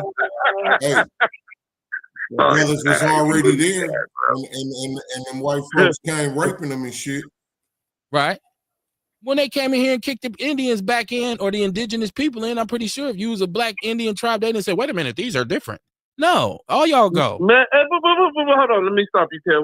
That's the thing with me. When you talk about Indians and the indigenous tribes over here, man, I honestly think it was Africans that maybe interbred with indigenous tribes over here or came over here and probably was more technical and more better than the indigenous tribes. But like I said, a lot of us over here, if you look at a lot of these indigenous tribes, a lot of us look like them. Or they look like us. A lot of us look like them. Or some of them look like us. Which came first, the chicken or the egg? Yeah, it go both ways, yeah. But they got their reservations though. Say, listen, they got their reservations though. Which came first, the chicken or the egg? Now check this out. The $5 Indian? Well, no, because you say, well, they got their reparations. You know why they got their reparations? because they have solidarity. They were able to go and say, hey, we're the Potawatomi tribe. This was our land. Y'all took it from us. Y'all violated a treaty that was already written by your government. Who in the hell got them up? So who wondering around Potawatomi that's black and got that blood? I'm gonna say it again, but somebody got to turn their goddamn device down. This shit is killing me. You can't listen to the show and be on it at the same time. That's a rule of thumb. Yeah, I ain't got nothing going over here. Somebody got something, a radio, a TV, or something. I can tell because it's coming through my headphones. My point about them was that they had solidarity. They had tribes. They were saying, okay, we're Cherokee. For hundreds of years, this was our land. The government came and made a treaty with us because that's what they did. They made treaties with a lot of Indians and said, we're not going to take y'all land. But then Manifest Destiny comes in and they say, go west, young man. So what happens? The country's growing. We're moving west. Well, y'all had a treaty with us. Yeah, well, eminent domain, man. Y'all got to get these TPs and tents and shit up out of here. We finna build a city. And so it starts like that. So now what those tribes did was come back years later and say, here's the treaty that y'all violated. And look what happened to our people. All right, we're going to give you sovereign land. We're going to give you that land back. And you're a sovereign nation, meaning you're not governed by the United States. Well, because they weren't a sovereign nation, because it was sovereign land, they suffered. The plantations and the reservations was doing bad, man. They still are horrible. High suicide rates, high chemical dependency. And so they went back and said, this shit's all y'all fault. So they gave them the casinos. That was their reparations. But it all started because they could identify, we are the so-and-so people, and this was our land, and y'all violated us. If we got together and did that and said, we're going to utilize our political sway, our economic influence, and everything else, when you don't give us what we want, oh, we finna shut shit down. We can't do that, though, because everybody in America wants to be their own kind of show. Nobody, like I said, if brothers arguing about another brother making a point because he used the word black, first of all, brother, you need to stop using this word black. Dude, what are you? It is too early in the morning for this bullshit. Come on, man. I'm sorry, man. I'm sorry. I don't... It's not Messy Monday. That's why I'm not saying nobody's name. But and if you know, they say if the shoe fit, buy a matching purse. But if you know that was you or that's your thing, I'm not, you know. No, I'm just saying. I see this from more than one person. I'm like, we're gonna end up arguing about the argument. Can we just make our point first? Can we all look at the big picture first and get on the same page before we start talking about what's better, East Coast or West Coast? Like, I don't like. Damn, can we just get to a point first? Beauty says, she said, how did they get white? Well, I don't know if you're talking about from Pangea, which Kamar just referred when the landmass broke up and these people, I guess, were allegedly trapped in caves. But anytime you come up in a place where the sun don't shine like it do in Africa or below the equator, you're probably going to be a little bit paler. So the Caucasus Mountains is supposedly where the white people came from. And this is caves. So, let me get the chat room, y'all. Let me get the chat room.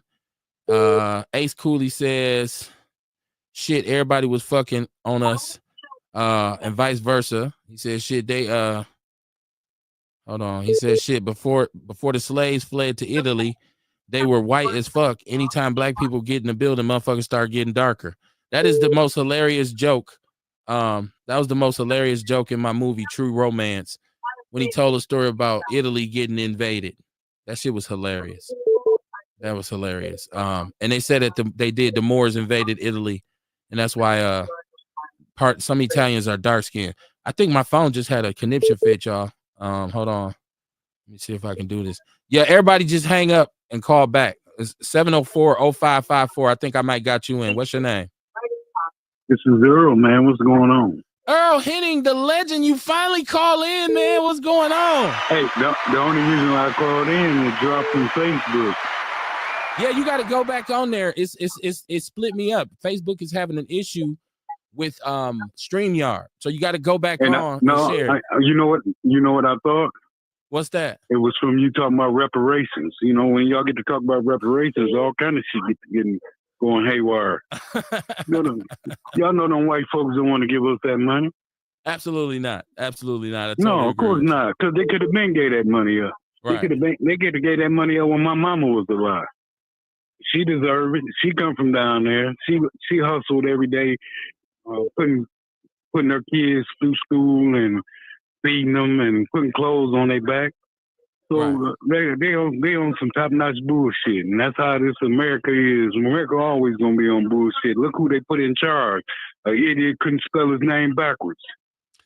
I don't disagree with you. I think that reparations is something that should have been done a long time ago, but the fact that they've been able to keep us divided for so long plays a lot into it, and they've confused us. So, you know.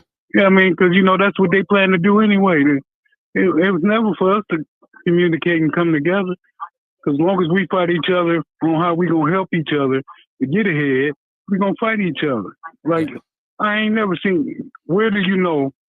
Walgreens only closed down in black neighborhoods where they sold most of the drugs to the black people through the government giving them the money. Right. Well, the government paid them to give drugs to legal drugs, the drugs they manufacture, I guess in a white coat, so we can feel good about that. Yeah. Come on, man. Yes, I agree with you. But the coincidence is, it's not just Walgreens. They systematically removed hospitals from the hoods. Now, if you go out into these surrounding counties, they have huge medical complexes now. We have clinics. Milwaukee used to have St. Michael's, Mount Sinai. We had all these hospitals that were here in the city. Now, it's just St. Joseph's and Freighter. They was all for profit, bro.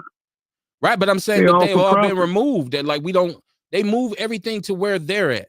They you go to go to one of these suburbs. What's the one? Butler or something like that. You're gonna be driving. You're gonna see a hospital that's it looks like Freighter. It's like, when they build this big ass hospital out here. They've been put them out there. Yeah. So they did that. Now they doing the grocery stores. So now you see the grocery stores closing too. Walmart done got up out of here. It's food deserts in the city. But when you tired of having to have the police fighting people, man. The police fighting people at the grocery store. I was up there twice. I never went in that grocery store again. Twice. I went in there, and there's always something happen. It shouldn't happen at a grocery store. Wow. Are we talking about the one on, was that North Avenue, 35th and North Avenue? Yes. Yeah, that one was pretty scandalous. That one was, yeah. I mean, why you think Lena's lost all these stores? Yeah, they had a cleaning problem, but I think it was more or less that people just didn't care. And when people don't care, this is what happens when people don't care. And the kids see it. They think nobody care about them. They think they all on their own. They want to be grown, because half of them out here living in abandoned houses, sleeping on pissy mattresses that somebody else pissed on. It's a lot of problems, man. That's what I'm saying. Yeah. There's a lot of problems, and it's sometimes we get caught up in the amount of problems it is, and we only focus on them instead of solutions. And that's where we get crossed up and tossed up at. People trying to call in, y'all got to give me a second. Once again, I'm this thing is kaput tonight. I have to reset my phone because it won't let me add calls to the call. So if you on the line trying to call, give me a second. I wanted to make sure I hollered at my brother Earl, because he's been such a supporter of the show, and I appreciate your support, man. I'm glad you called in. I wish you would call in more, man, because you having me cracking up. Hey, man, I just be voicing my opinion on certain shit. I know. And, it's all good. And it's hard to understand some shit. Like I say, my birthday is this coming weekend, and I've been here since day one. I lost my grandmama when I was 3 on the family homicide. A family member killed my grandmother. Okay. So I had tragedy go back to when I was a baby. That's sad. It created abandonment. But I had my brothers and I had my mama. My mama did a fantastic job with her kids. For her to have 11 kids, and they all did something with their life. Okay. I'm very familiar with Big Larry for sure. I know part of your family. Yeah. Yeah, well, you know that was my nigga, man. That was my daddy. Okay. After Pops got killed, he took over. He was the oldest brother, so you know he knew what had happened. And he did a great job because we could have been some pieces of shit too. Yes. But yeah, man, I wish these kids would wake up from this, man. It's like a nightmare, and we living it. That's right. That's right. That's very true. Because nobody should not want for nothing. You know, I had a nephew that took his life. Mm-hmm. I had a niece that was the 13-year-old that got a great niece. There was 13-year-old that was out joyriding in the car at 2:00 in the morning, sneaking out the house. I had another nephew with thug life planted on his chest. So I know the outcome what's gonna happen out there to you in the streets. Yeah. When you put forth an effort to be in the streets, but you don't have to. Like you say, 50% of the kids not going to school. That's scary, man. It's they told me Vincent don't have. They said Vincent don't have a football team no more. Oh, they had to take this year off. From what I heard, I was heard they didn't. They must didn't have enough kids. I coached in the city for a long time, so I had to talk to some of my partners. I mean, you know, that's to field a team in MPS for football it's always a challenge. I coached for 13 years, and we always was challenged in getting kids who could come out and play. Like literally 1 year, I know at Madison we must have had 17 kids. So of course, because they weren't growing that into. See, when we was growing up, we had AFY. Yeah, they had these little football team leagues here, but they're not really pushing the kids to want to be better, man. For some reason, you might be one or two of them that might go to Pius or they go to Nicolay or Whitefish Bay and play.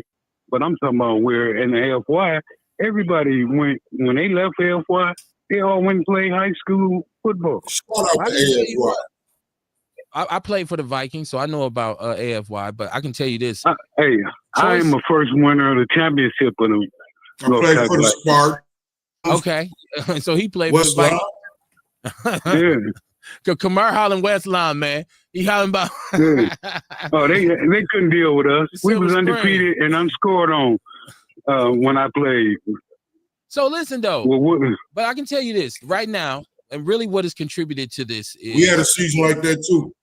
It's right now choice schools and charter schools strip the city, right? And so voucher programs.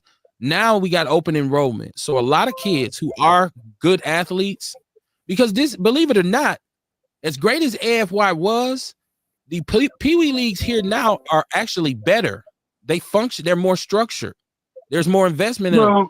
My son, I coached Pee Wee. My son played in a Pee Wee league where we played half our games in Chicago and half of them here. We traveled. We had a budget, and we played that at the NCSL. A lot of that stuff, it was highly structured. But the better kids don't go to MPS anymore. We've been coaching West. We've been playing against West Dallas Central. Or my son in high school, I sent him to Milwaukee Lutheran. They're playing Waukesha Catholic Memorial. It's brothers on these teams. I'm saying, say, man, where you live at? 25th. Hey, bro, I know some of them. Some of my friends' grandkids are playing for out there. They finna play Catholic Memorial out there. They bust them in. They put a van to drive them up there to school, and then they ain't out there long enough for the white folks to start helping them getting them cars. And that's what contributed to the downfall of city conference football as well. Right. So, and then once again, that 50% truancy rate don't help people. Yeah, and the fact that a lot of these kids are not willing to learn, man. Why would you do? How are you going to keep dealing with people that's not want to learn how to educate yourself to be a better person in life? It's tough. It's very tough. There's too many of them out here. There's too many of them out running around here. They're not getting educated, so they're mad because they're not educated. Because that's the only way I can see you being mad. Because if you can read and write, why would you be mad? Well, we know what reason do you have that's why you when they didn't want to teach? They didn't want to teach nobody how to read and write that was black. And you know how to read and write as being a black person, and you're mad. Something is wrong with you. Something wrong with a lot of them, Earl. I'm trying to tell you. Yeah, Well, I know. I see it every day. Read about it. Yeah. Talk about it. I lived it. I told you it's in my family. You know, I love my family. I'll do anything for my family because that's how we was raised. Yes. And I see the hurt that's in a lot of these kids. They struggling too. They raising themselves. A lot of them raising themselves. A lot of them trapped in the system where their mama ain't getting that much money or she's struggling. It's about 12 people living in a house. It's 6 families living in a 3-bedroom. Come on, bro. Every room in the house is full, and they all fighting each other because they mad because they in that situation, and it's coming out to the streets and it's making them shoot and kill each other. It's making them drive crazy. Dysfunction is definitely it's out part here. of it. It's part of it. So. A lot of it, and the fact that I don't have no income, I'm gonna be mad too. If I ain't making no money, if I got to count on somebody giving me $600 a month, or what they supposed to get $673 or something like that, and I got 3 kids, and 2 of them are 17 and 16. And I'm trying to feed them, and they want to be out here dressing like they friends that's out here hustling. That's where the guns come in at. Because now they done broken enough cars downtown to get enough guns to so all of like this the city all up. of this is the reason why we say lock them up, because it is. Well, and I'm gonna tell you this: excuses, right? You can listen. There's people who come up tough. There's people who come up hard, and there's people who struggle. But there's people who also make decisions to do otherwise. So I'm not going. I don't want to create this pillowy situation for these delinquents who are out here that are on some and I know this for a fact. It is a conscious choice, a conscious decision they are making, because if you talk to one of them, they will tell you that they know better, that they're choosing to behave like this. So we got to exercise some tough love and start locking them up instead of saying, oh, well, you know, your parents didn't raise you right. Well, you're going to learn how to raise yours right. Yeah, because it's easier for them to. That's easy for them to make the decision to do dumb shit. Got to pay. Ain't no good. Ain't. For some reason, they feel there's no reason to feel that you should go to Morehouse and get a degree so you can come back and make your neighborhood better. You got to choose the one to go to Morehouse, though. These kids don't want it. I've worked with them for. Right. I worked with young people. I know for the last 15 to 20 years of my life has been dedicated to working with young people. And I can tell you that there's an element who is super resistant to it. They have to be taught by life. So like my partner on here says, prison for some people, prison is needed.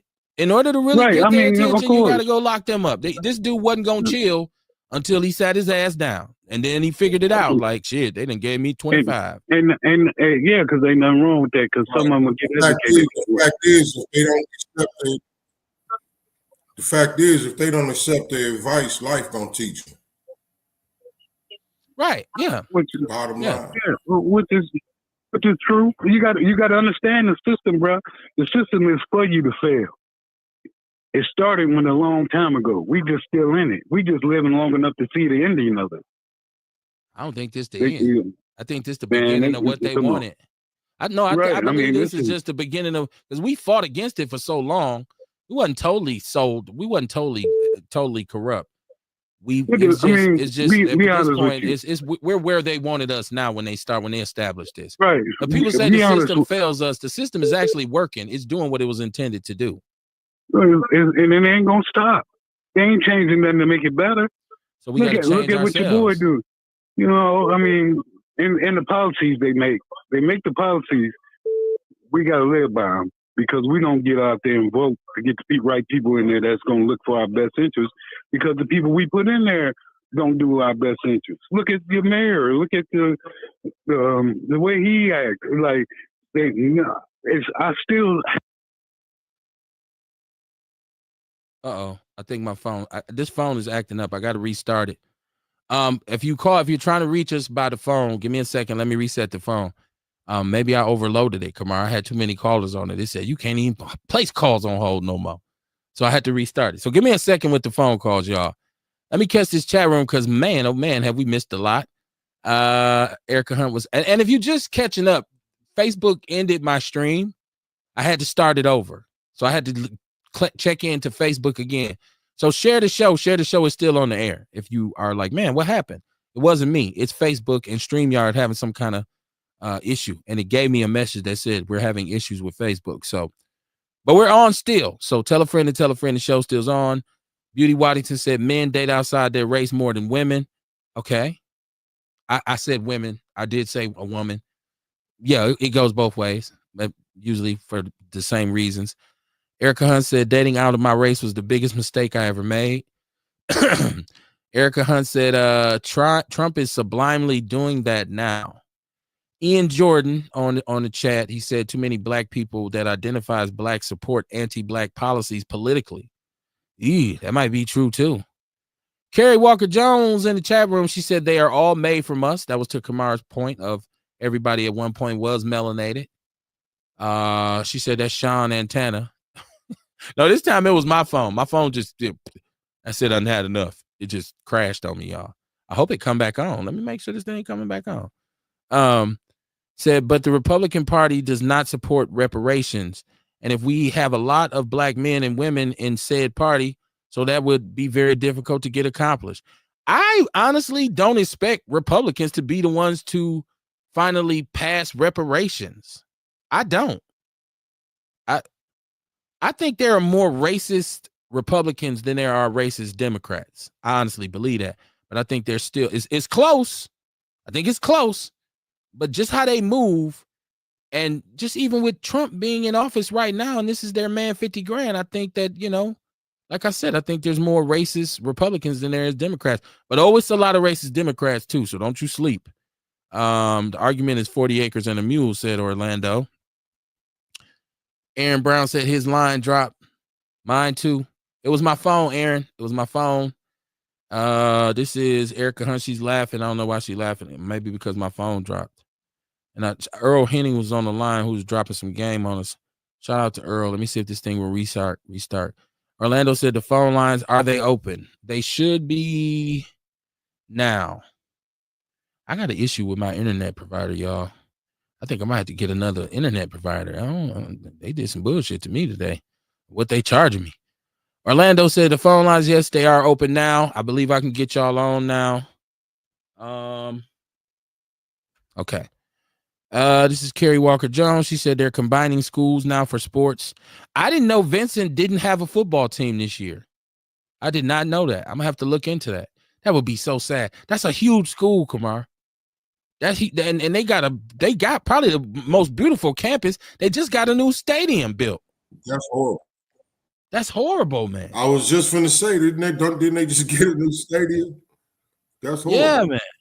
Yeah, that is crazy. That's wild, man. This is feel bad for them boys. Orlando said the Bandits, Our Avenue.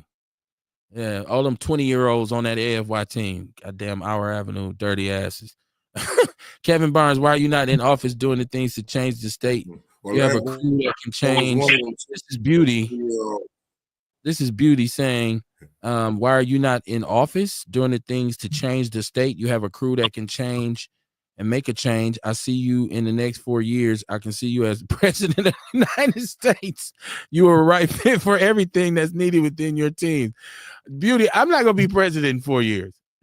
Thank you for the compliment, but I'm not going to be. I don't even want to be president. She said I was sharing the show on Facebook and then it started acting up. Sorry. No, it was just everything that could go wrong sometimes goes wrong when you're dealing with the internet, because who knows who's actually, pulling the strings behind the scenes. Ian says every Republican is not a racist, but every racist is a Republican. Ha! That's a good way to look at it, right? He said, you cut me off, bro. No, my phone dropped. It wasn't me, Earl. My phone dropped. I told you I was having problems. I had to reset it. Feel free to call back if you want to, my brother. I would never do that to you. A said both parties are racist and have both made a compromise against the FBA. All that because they don't want to pay us what we are worth. Yeah, that's why that delineation would come in very handy if we let them know, hey, man, we're going to strike a fist, a mighty blow. I got a caller. Caller, who's on the line? Somebody hit us back. Who this? It's Orlando. What's up, Orlando? What's going on? What's going on, brother? Ain't nothing to Great it. content, a lot of topics tonight. Should I jump in? Go ahead. What's on your mind? Well, I'll start moving backwards, you know, and going forward. Well, Ian is wrong to say, well, every Republican is not every Republican is a racist, whatever, every racist is a Republican. Well, you know, I think you have a better position, Kev, with this. Racists are in both parties, so let's just be clear. But okay, then we unpack the earlier argument of like, you know, the crime that's happening in the city. You know, you and I, we spoke maybe a couple of weeks ago on what Jersey was doing about holding parents accountable for what their children are doing. As far as they could be charged or, you know, brought in as well too. But it was probably those habitual, you know, individuals, you know, who are showing these signs. And I heard that tonight's argument or tonight's this information, it was a struggle that the people were torn between like lock them up, you know, have some sympathy, or they shouldn't be held accountable. And it's a hard conversation to have, but I think we have to be on the side of the heaviest side of it. You and Kamara came to kind of an agreement of 10 years, you know, just, you know, as a backdrop. It's not easy to come up with legislation or where the line should be, but we clearly know there should be a line when individuals act out of pocket and you kill someone or you endanger people driving down the street, people waiting for buses. I didn't even see the video I don't know if I want to see the video. You talked about somebody's leg was severed. I don't know if I want to even see it, but just the sheer recklessness that there's no accountability. Yeah, I do agree that when we did have the old heads and the OGs say, hey, man, you do that, that's 25 to life. Was that a deterrent? In some cases it was, in some cases it wasn't. I don't know if even that discussion is happening today amongst that element, saying, hey, that's manslaughter. You shoot somebody in the chest. I remember Dave Chappelle did a skit. The guy he was portraying shot somebody in the leg versus in the chest. And he gave the reason why. I think that, again, you know, we can talk about the martialization of police and what Trump did in D.C. Does it need to come to Chicago? Does it need to come to Milwaukee? I'm not certain, but what I will say is that we do need to have a stronger presence. What do we do afterwards with prosecution and rehabilitation? All the things you talked about, Kev, with your friend from Arizona, saying like these things are being done already. Individuals just don't feel the need to be participate in it. I don't know. I think you're gonna have to pick a side, and I picked the side of, you know, strong force reinforcement. Like, yeah, you're gonna have to catch this, and so that we have to set a tone.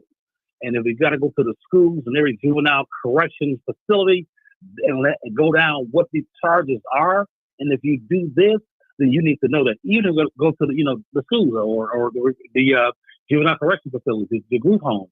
You need to have a lesson in what the law says if these acts are done. And then let's bring it, for all around. Yeah, I'm a black man, American black, born in this country. I'm not, I have love for the motherland. That's where the bloodline comes from, and the color comes from. But I'm an American black. I love this country. I'm American. Now, I'm not saying America is perfect, but I do believe America is the greatest country. We do have problems, but tell me a country that doesn't have that. And I think that's where I am right now. I think that's all the comments I have, Kev. I got you. Got another caller. Let me see if my phone is being on my side this time. Okay. Is this Earl calling back? Yeah, this is Earl calling back. All right, Earl. Now give me a second. I need to go through this chat room some more. I want to make sure. Go ahead. Okay. But okay, so listen, y'all. Once again, y'all gotta understand the show was interrupted because Facebook, I don't know. It's been an issue all week. When I first come on, they won't let me share the show. I check my account. There's no restrictions. So if it ever drops and we're in the middle of the show, we're gonna come back unless it's a failure of equipment. But I do want to talk about this because the first day of the new director of the Office of Wellness and Prevention, he had his first day at work, and he went back to his neighborhood and he chose to walk through the neighborhood. He was getting interviewed on the news, and once again, the discussion was centered around the crime he committed and how sorry he was, how it changed his life, how he has grown, how he's evolved from that mindset. And the topic is the thing I keep hearing is, if you want somebody who's going to be effective in this position, they should be somebody who comes from a background that included violence. I just want to stop right there. I don't know that you have to be a killer in order to run programs to try and prevent people from killing. I don't know if that narrative, I mean, it helps to have experience. It helps to be able to relate, but it also helps to understand policy, procedure, and have diplomacy. It also helps to be, I heard him talking about being culturally competent. The challenge of this job will be his relationship with the north side of Milwaukee, because this city is majority black. And when we want to, we can kick up some dust and make things difficult for people. So I get it. I get it. He walked through his neighborhood. Right now, it seems like this is kind of like he's on promo tour.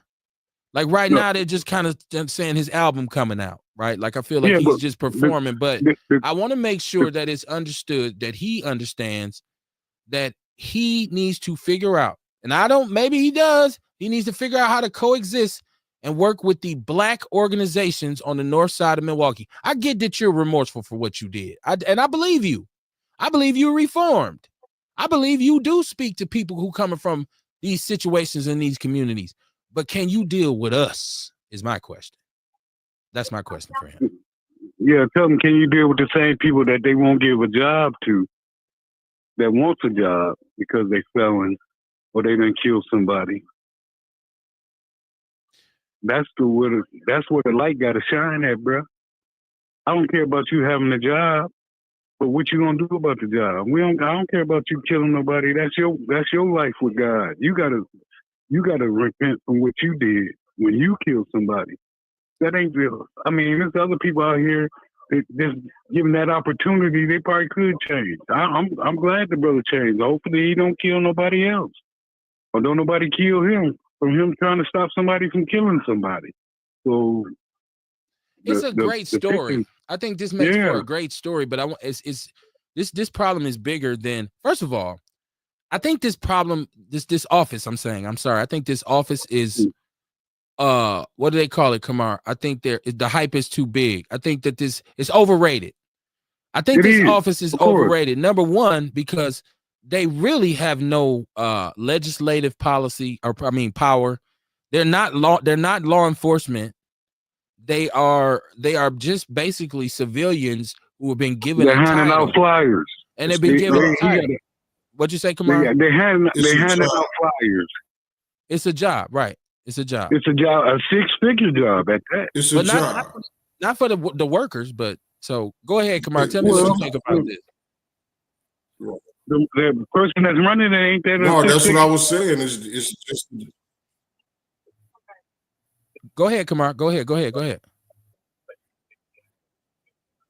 No, I was just saying it's just a job. You know what I mean? At this point, it's one of them revolving door jobs.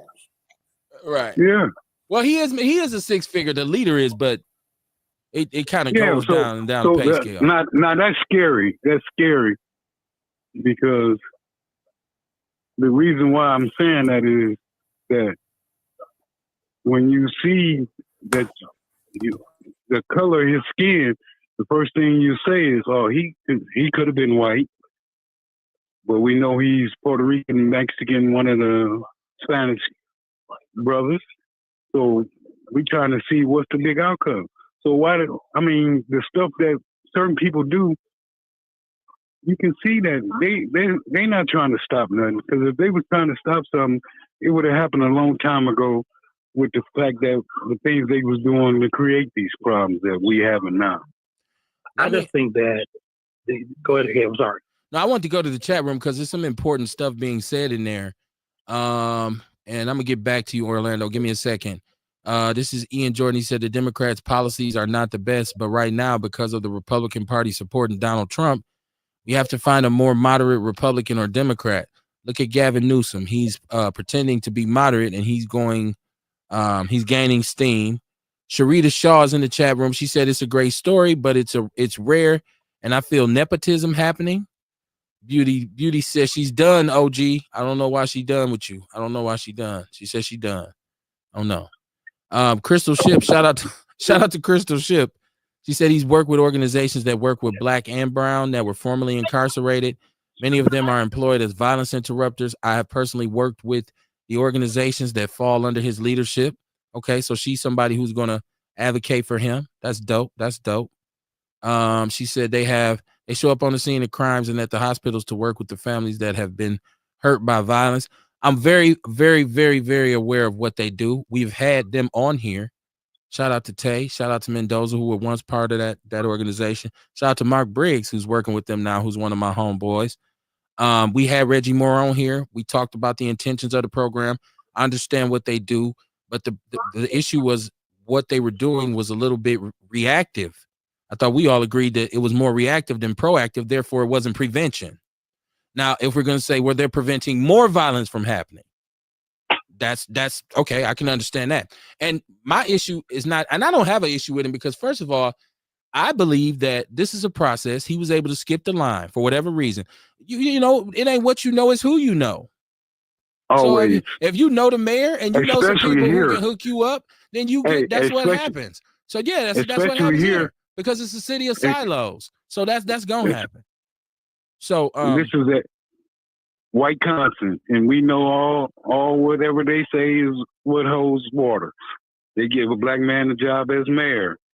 He seemed to forget about the neighborhoods from north of Walnut to west of Holden and east of 108th. But this is the thing, though, and anybody out there who's listening who's saying, "Why is Kev talking about if he can work with these people and this, that, and the third?" I'm only saying that because we watched this office. This is the third director. Man. So the sister Anita Holman came in there. Now I don't know their office politics. So if somebody know more than me, please blame it on my heart, not my mind. So Anita Holman came in there. She had her own kind of initiatives. She had her agenda, what she wanted to do. She didn't last very long. Ashanti Hamilton came in there. He was in charge for a while. What he wanted to do didn't work. So this is the third director. They're doing the same stuff. They're doing the same stuff down there when Mayor Meyer was running this city. So my point to all that is, this is a difficult room. It's not easy. Yeah, of course. Now, and that's not me saying that this brother can't do it. That's just me saying this won't be easy sleddings. Now, Crystal says she worked with some of the organizations that you know have you know just the rock. Maybe they were scared he was gonna kill them. Maybe that's why he got the job. Oh my God.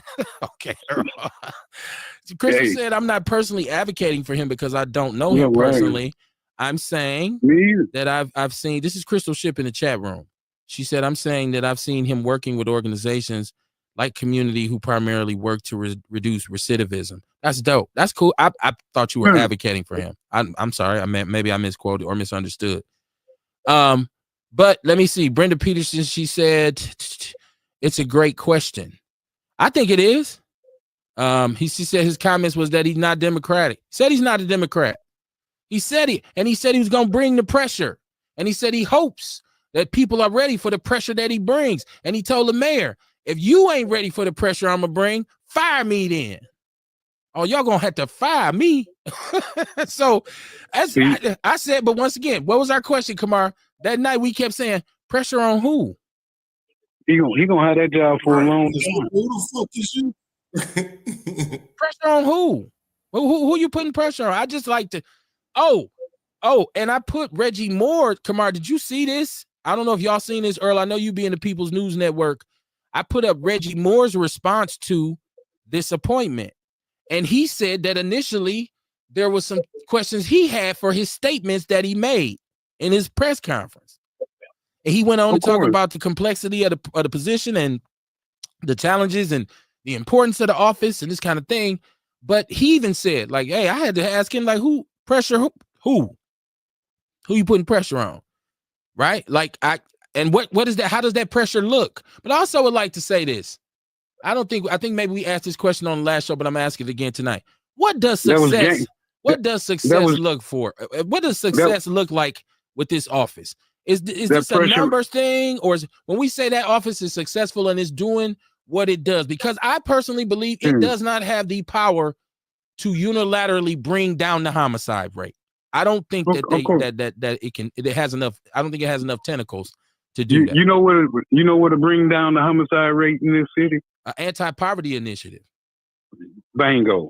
Get it and get the guns off the streets. Yeah. Buy back these guns that they done stole all winter from downtown and all at the clubs and stuff, and just get all these guns back off the streets. That's what it helps. I think in my opinion is that I think the role itself, I guess each director may have had a different view on how to address, I guess, preventative measures. That's everybody. Everybody had their own mindset of what they want to do with something. When you become a director. My question is, you know, what are we expecting, right? Because if you're not going to be, you know, really working with correction and also the schools, or I guess, and the block to say, trying to get out the notion how part of how your show started tonight, Kev. Like if you do that, it's 25 to life. You got to go. You got to out. So how are you think these individuals are civilians? You got to go to the. You got to go to the porches. You got to go to the porches. If you don't go to the porches, it ain't gonna work. You have to attack the porches in the corners, in the alleys, in the abandoned houses where these cats at, man. And these cars, these stolen cars. When you know you see 6 Honda Accords parked in the yard, and they ain't none of them got the driver's license on them, but nobody says nothing about them. Well, you have to, and part of this has to be law enforcement, corrections, and also the judicial system. The kind of things that you Kamar, Kev talked about earlier, like where is the hammer? Where should the hammer be? Because it has to be.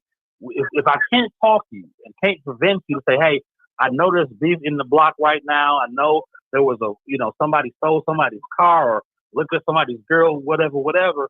If I can't, get you to say, don't go there, the end result is law enforcement has to happen. And is the Office of Violence Prevention ready to include law enforcement?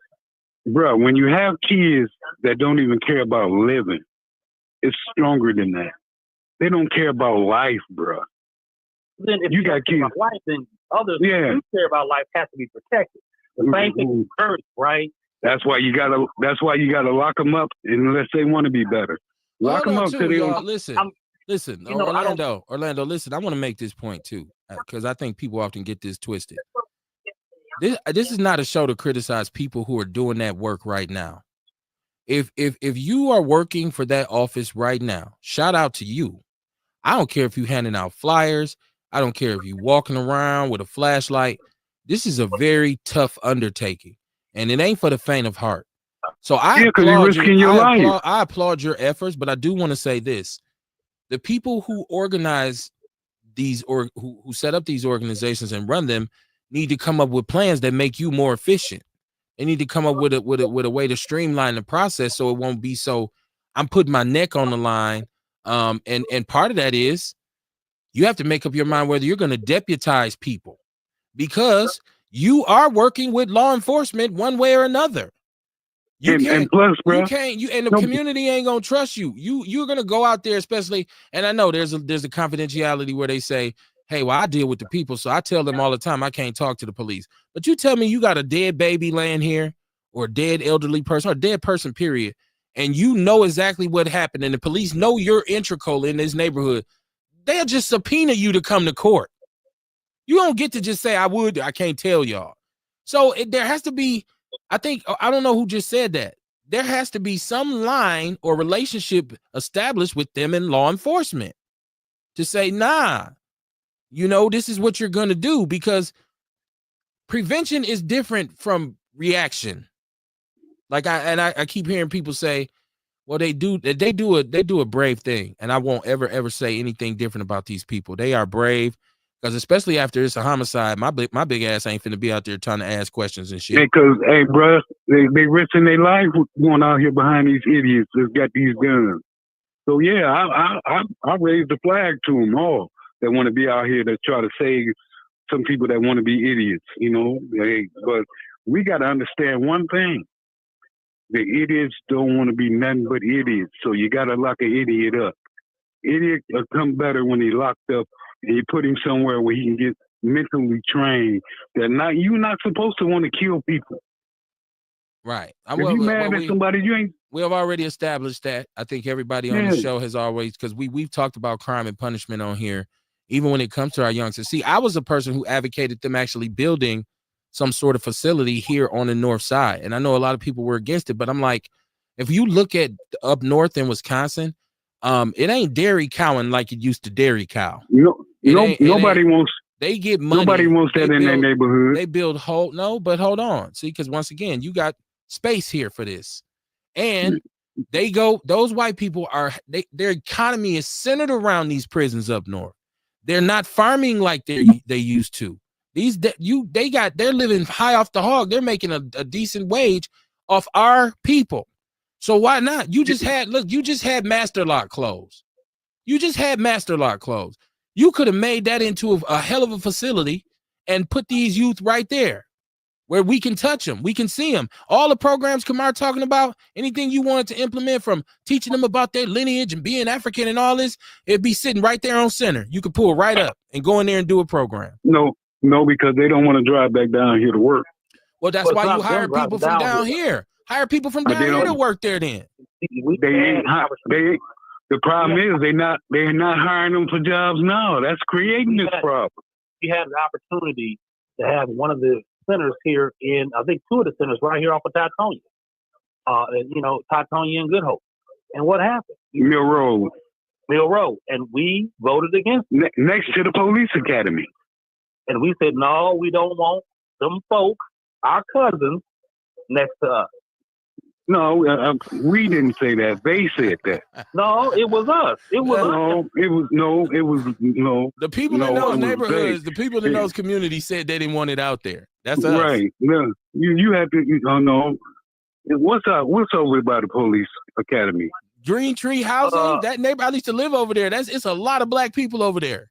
No, I'm saying, but we talking about a fenced-in area. We ain't talking about you can just walk right in and walk right out. That's why I'm saying they should build it there. It's not like all of a sudden criminals gonna be running in the neighborhood.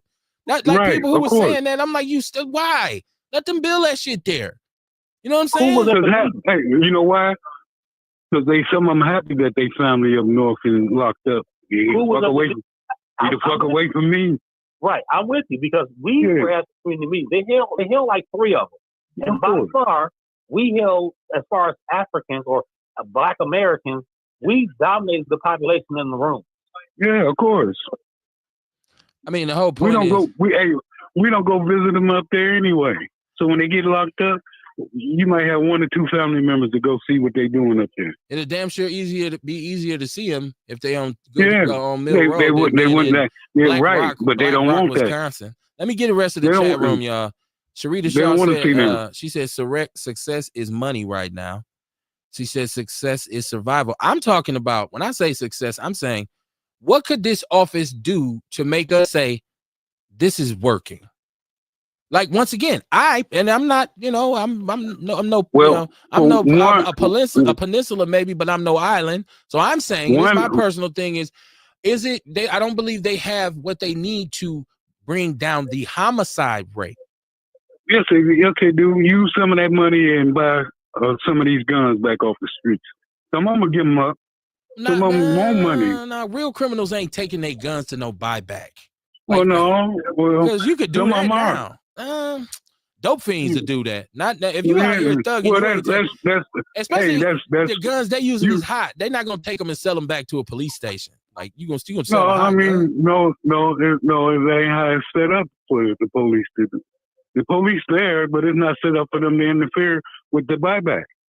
Either way it goes, the guns have to be examined because they have serial numbers. So even if you say this is an organization, they still got to hand them guns over to the police. Of course, that's what they do. They put them in a box. They put them in a metal box with a lock on it. The police standing right there after they buy them back from them. So what I'm saying is no criminal who has murders on his pistol is going to go sell it to a buyback program. Half of them don't even know they got murders on them pistols, bro. If they did the murder themselves, they know it's on there. Well, that gun should be somewhere in Lake Michigan or the river. It should be, but how many of them get caught with the murder weapon? If they still holding on to that gun, they'll still be gone. Sooner or later, they're going to put themselves in this situation. Ace says we need what guns. I'm saying is, Ace says we need guns because they got guns. I worry about these white supremacists more than anybody. Kerry Walker Jones says, hold on, I'm reading the chat room. Kerry says these Negroes ain't giving up those guns. They all walk around brandishing them like a badge of honor. Sharita Shaw said ain't nobody selling their ammunition. Beauty says, I keep dreaming for a safe haven for people in Milwaukee. The little lady that got her house shot up. Ace said, bro is straight outdated. I think he's talking to Earl. He said he's outdated.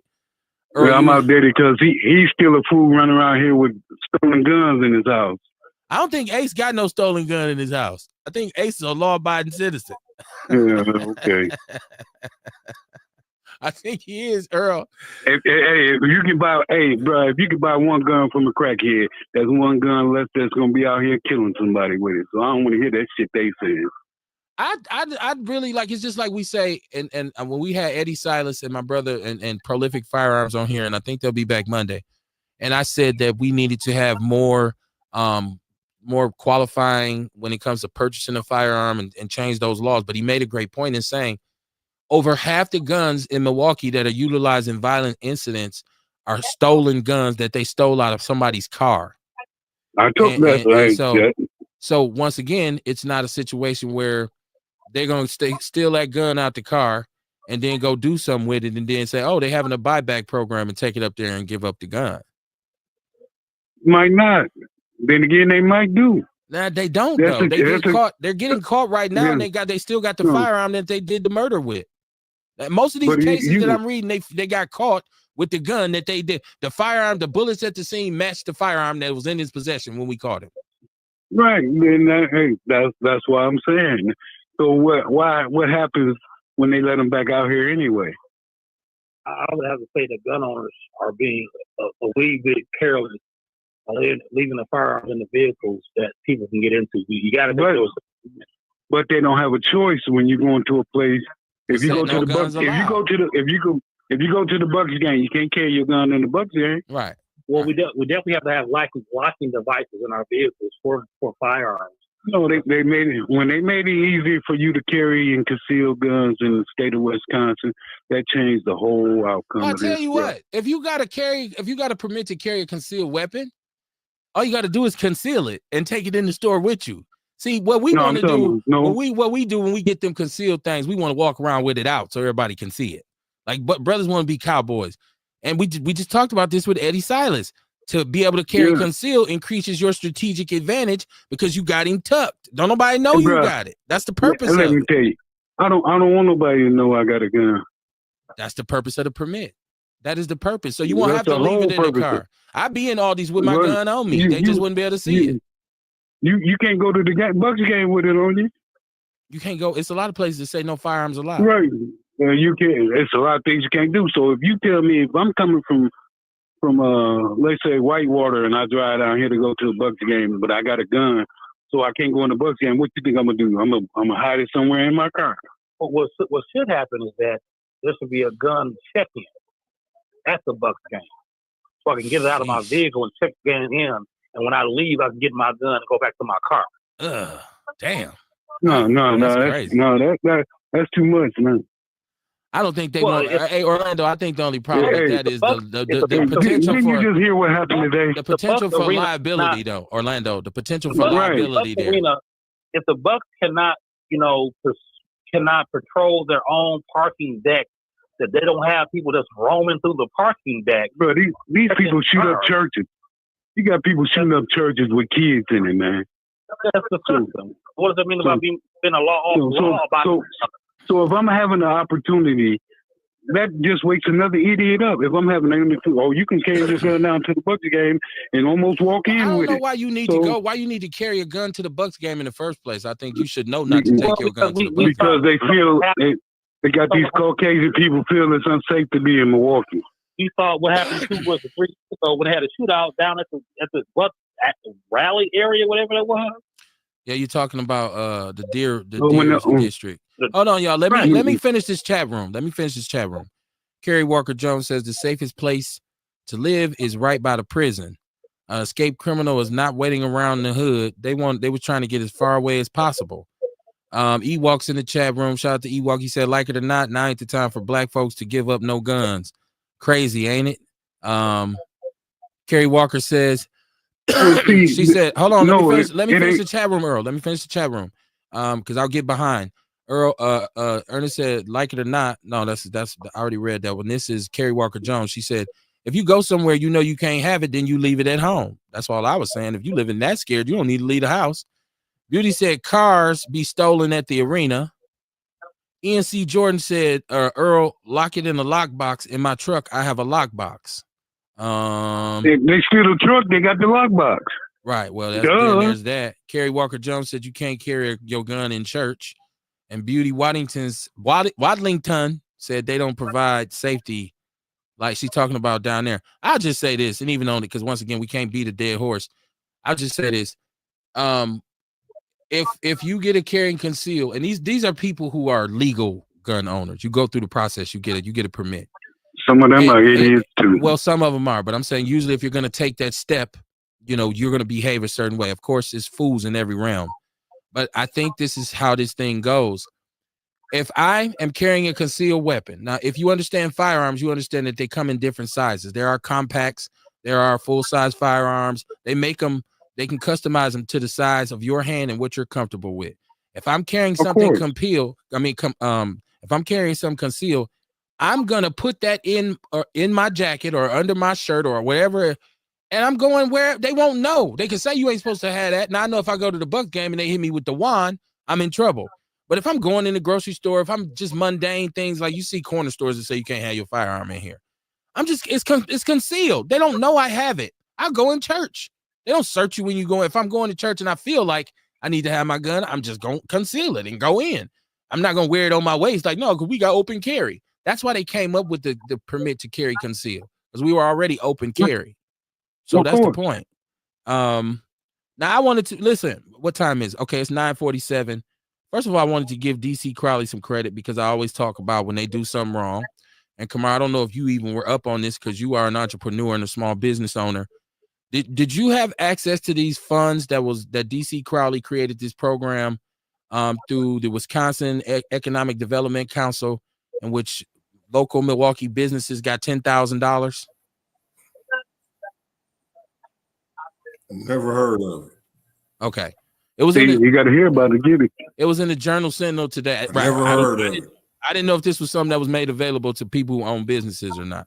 But and you think they would have posted at the Phoenix? That's where all the black businesses at that want to see prosper. Why wouldn't they post that and let them know they got $10,000 grants for them? See, that's what I'm saying.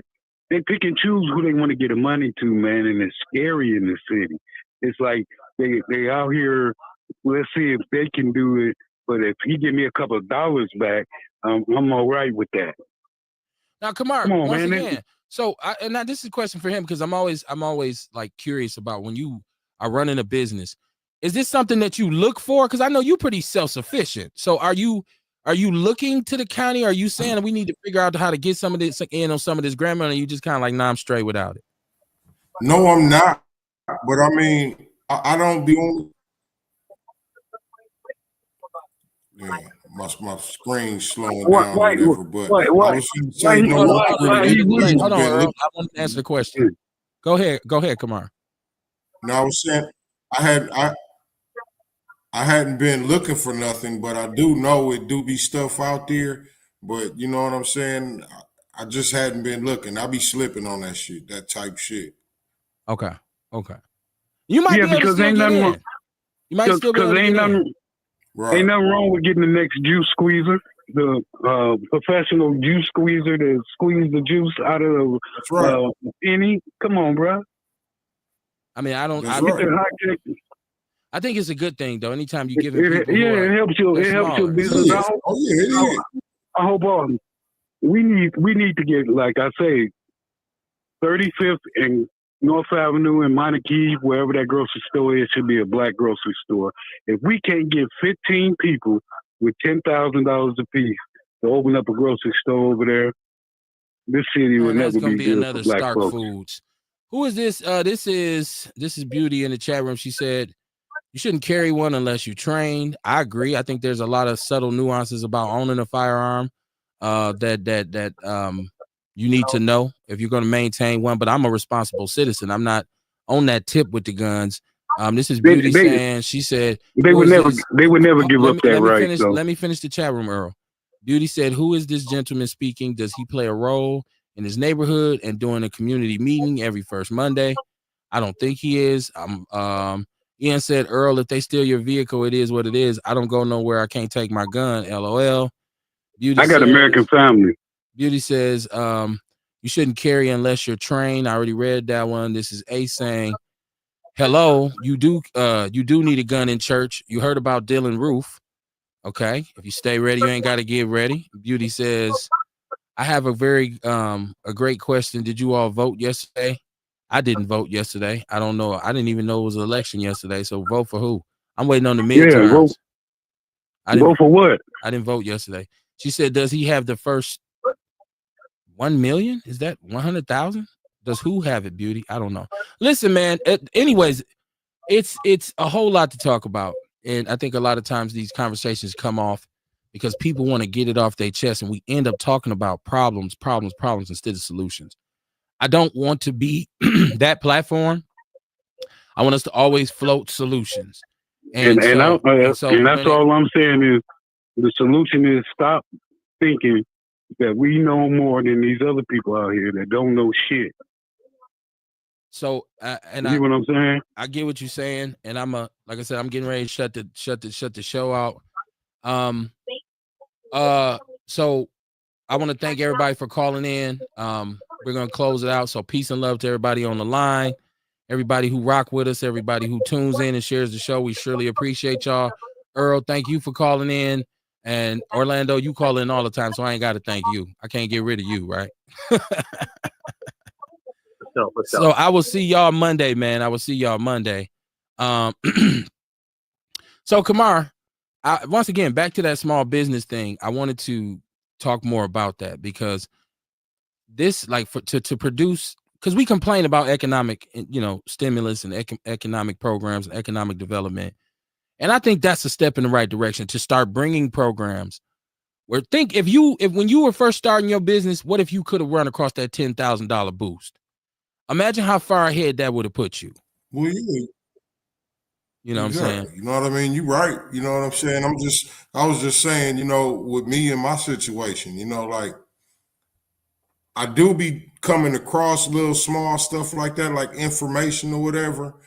But like, man, I be so fucking busy. I really be forgetting about when I sit down and go take time to go look stuff up because I be working on so much different shit. You know what I mean? Like, it's hard to be focused on everything.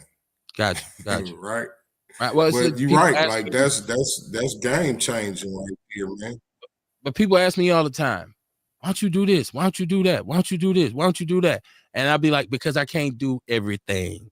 You know what I'm saying? Sometimes you really need a team. Right. You need some people who, especially in this game, you need some people who don't necessarily want to be on the mic. Because most of the time, people you meet, they want to be on the mic in some capacity.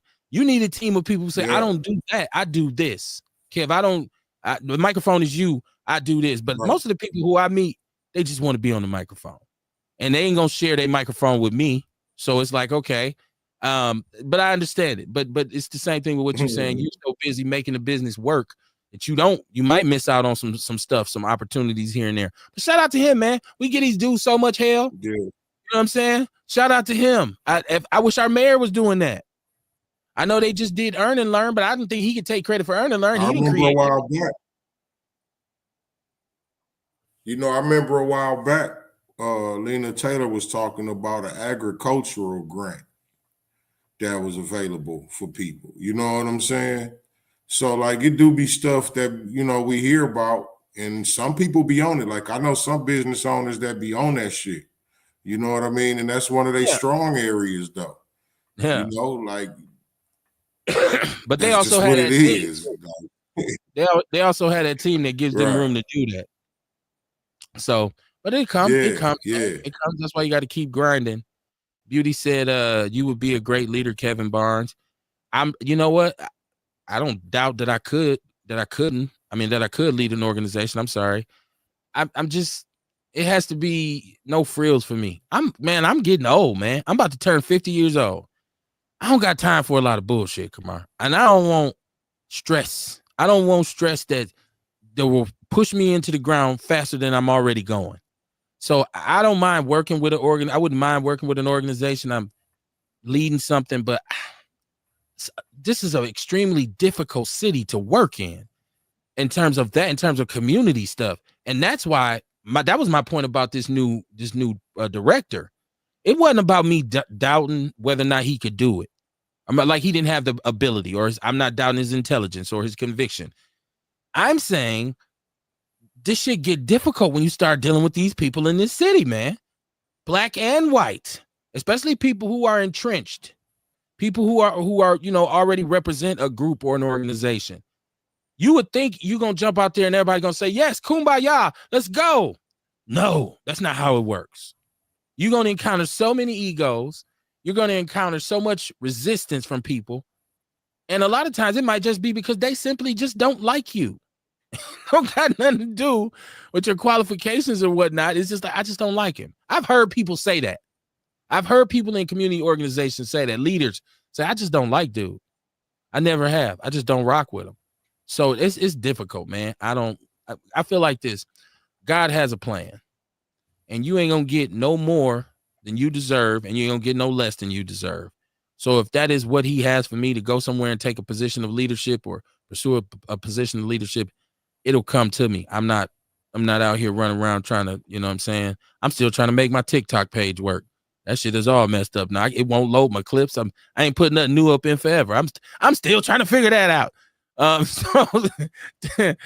no, I've been in leadership positions and I've worked with a lot of people. So I know what it takes, man. It's a full-time grind, man. It's for real. This is, man, the chat form is built up on me again. Let me go back up, y'all. Let me go back up. Chat room stack up on me quick. Damn, I missed so much, Kamar. Shit. Let me get the let's see. This is what I got to get somebody to do the chat room, right? When Courtney was here, she used to always go into the chat room. Courtney be having conversations in the chat room before I ever got to it. It's okay. So this is Ace. He says you need people that specialize in research. That's it. That's the key to everybody's business. Research is very key, or you need to be a hell of a researcher yourself. Carrie said ideas are usually, she said they're easy to think about, but hard to execute. Yes. Implementation can be quite difficult, especially when it's a lot of blowback for every single thing. Y'all know we get petty, right? Black people get petty, man. It got to be and you can't please everybody, Kamar. There's no way we could possibly say stuff on this show that pleased all of the black people in Milwaukee. Somebody gonna say, I don't like that shit. Dude don't know what the fuck he talking about. I don't like it. And they'll listen to another platform, and that's fine. And I've never attempted to be the end all, be all, end all for anybody. That's why I say, we ride in our lane, and our lane is our lane. Beauty says you have a great platform already. So what's hard for you to navigate? Other people. This platform is catered to me. It's great now because it's what I want to do. If I start bringing in all these different outsiders and all these different entities, Kamar, we're going to have, all of a sudden you're going to be getting emails. Hey, Kevin, could you and Kamar, you guys, we wanted to look at, no, it becomes stressful. And I'm sounding like a grouchy ass old man. I know, partially because I am. Ian said these people go the direction that their bread is buttered in, just like politicians, just like the people that work for politicians. That's just how it is. She said, Beauty says the best leaders are those with vision and understanding of the community. I do believe that. I think you do have to understand that to serve, you have to understand the soil. Ian said, I've got a lot more done having my own business and helping by hiring people. Ace Cooley said, this is definitely the city that you won't stand behind a good idea because you don't like somebody else, which is dumb as hell. Yeah, a lot of us, I keep saying, it's the tallest midget theory. Like, you don't want to know the first dude who did it. You want to be the first dude who did it. Brenda said, I appreciate the show tonight. Minneapolis is heavy tonight. My big boy Darius fainted at Target tonight and went by ambulance to the hospital. Rough day. Oh, my God. I'm sorry you had to go through that, Brenda. Yeah, I know the hearts in Minneapolis got to be real heavy. It's babies dead, church shot up. I'm one of those people who's going to say white nationalist Trump's energy puts a battery in the back of these kinds of people. That's not to say if it wasn't no Trump, it wouldn't be mass shootings. I'm just saying you're more liable to see these supreme, extreme political maniacs right now under Trump. I think Trump's energy is that. It is, if you're not white, fuck you, for lack of a better term. And I think his energy is that of a white nationalist. And so anytime you put that into play, that's what's going to happen. She said, be the first, Kevin. Brenda, I once again, my prayers go to you and your family, and it goes to anybody in Minneapolis. I'm gonna call my baby girl when I get off the air and talk to her, make sure she's okay. I know she's okay, but she's very sensitive, so she's up there probably feeling some kind of way like that. I'm paranoid now. Like I'm at work looking around like, hey, who is that? And she works in a library. You know what I'm saying? So anybody can just come in.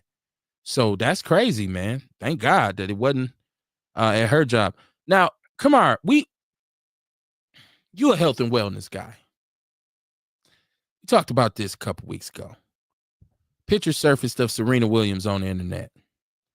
And she looked, what I would say is emaciated, right? And we said, that can't be Serena. And you and I agreed. We said, that's probably Photoshop. We didn't, you know what I mean? Now, you know, this was actually her, right?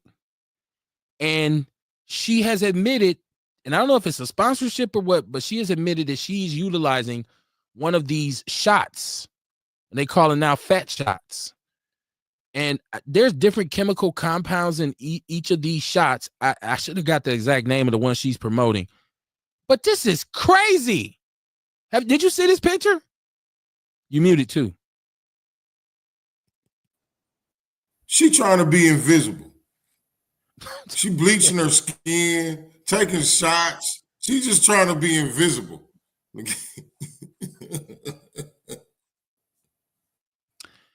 I don't understand it. she mentioned, my God. She mentioned health, right? And I'm saying you were at one point one of the greatest athletes on this planet. So you obviously were healthy, correct? I mean, were you not? Were you unhealthy? I've said this a million times, and I don't know her personally. I just feel like she's always dealt with some severe image problems. I don't believe she likes who she sees when she looks in the mirror. And I don't know if it's because of her white husband. I don't know if it's because just her whole life period. But there's no way she could look at this before and after picture and say, I look better on this one. You don't. You look sick. Is she dealing with a health issue? I don't know. But for me, it's just like you are built like the prototypical sister, super black woman. You don't want to, that's not what you want? Honestly, Kamar, I might have to say she's trying to be built like a white woman. I don't know. I don't know if this one is Ozempic. You was just talking about how black people sensationalize whiteism. Yes. That could be it. Like why do like, you know what I mean? Why do sisters wear blonde wigs and shit and dye their hair blonde and have long straight blonde hair like white women? And why do the brothers like maybe it's something to that? And there's some brothers who do it too, and they look the same. Yeah. I say the same thing. What are you doing? Why would you do that? Yeah. But that was the same shit like back in the day when brothers used to get caught. Yeah, nappy was bad. Yeah. You talk about the skin bleaching. You talk about once again, I ain't against interracial relationships, but sometimes people go into these relationships for the wrong reasons. Sometimes they do feel like, yo, I'd be a better person if I was with that race. Now, she didn't, her babies are, and shout out to her and her babies. I'm trying to be very sensitive and not insult her on a personal level because I don't know her. But from what it looks like to us on the outside looking in, it's saying like, we feel like you might not want to be a sister. You know, I thought the most hilarious meme was she went from sea walking with Kendrick Lamar at halftime of the Super Bowl. And then they had a picture of her and her husband. And like this dude was like super pale, like and I'm like, that's a hell of a goddamn transition. You know what I mean? Like, I don't know, man. I don't know. It's she had the pictures of her back in the days with the Black Panther stuff on, and I don't know. He said it's because of the white media. Remember, they were saying she was a man. Did this affect her more than she let on? I didn't think she had, and that's kind of like what tripped me out too, is that as long as the mainstream media was criticizing Serena for her looks, I felt like we as a people was holding her down. Like, man, look like a man. You crazy. Man, hell no. What you talking about, bro? That's a beautiful sister, man. What are you talking about? Hey, look. Hey, that was the only time you were watching tennis match. I got in trouble about the cat suit. That's the only time. That's the only time brothers watch tennis, nigga. Look, my wife said, when you start watching tennis. I was like, no, this is black people. She said, yeah, black people. Mm-hmm. Like, okay. Oh, right. Black ass. Right. Ooh, Brenda, you're correct. She said that there are different kinds of them diabetes shots that people are using to lose weight. This might be a new company or something. I think there's a sponsorship involved with this. Ozempic is a brand, or is that just the type of medicine it is? Or is Ozempic like a brand name? She said, okay. Ace says, I likes me a big ass and cellulite on their asses. Okay, Ace. Okay. Brenda said, using them shots for the wrong reason. Beauty said, putting chemicals into your body is horrible. She said, lips, butt, and hair. And Ace said, you haven't seen Eve's husband. Actually, I have. They have pictures everywhere. When they did their family, that was another meme that was hilarious. When Eve said something, I think she was at a award show or something, and she was like, my people or something like that. And then they showed a picture of her at like Thanksgiving dinner in this house full of Russians. Because he's like a super billionaire Russian dude, right? And it's like, which people are you talking about, Eve? Oh, man. It was funny. Beauty said, people are hair falling out. Skin is deformed. Hey, man, if you want to get healthy, and I'm not, and sometimes if you got image issues and you, Kev, you don't understand, I want to get rid of this weight. I'm going to do what I got to do to get it. I can't tell you what to do. I'm just saying, when I see somebody like Serena Williams, who, like I said, was just at the peak condition as an athlete, but still built like a sister. And all of a sudden her skin gets lighter and the natural curvature of a black woman's body is gone. She's married to a white dude. This looks like a transformer more than meets the eye. It looks like a breakdown to me.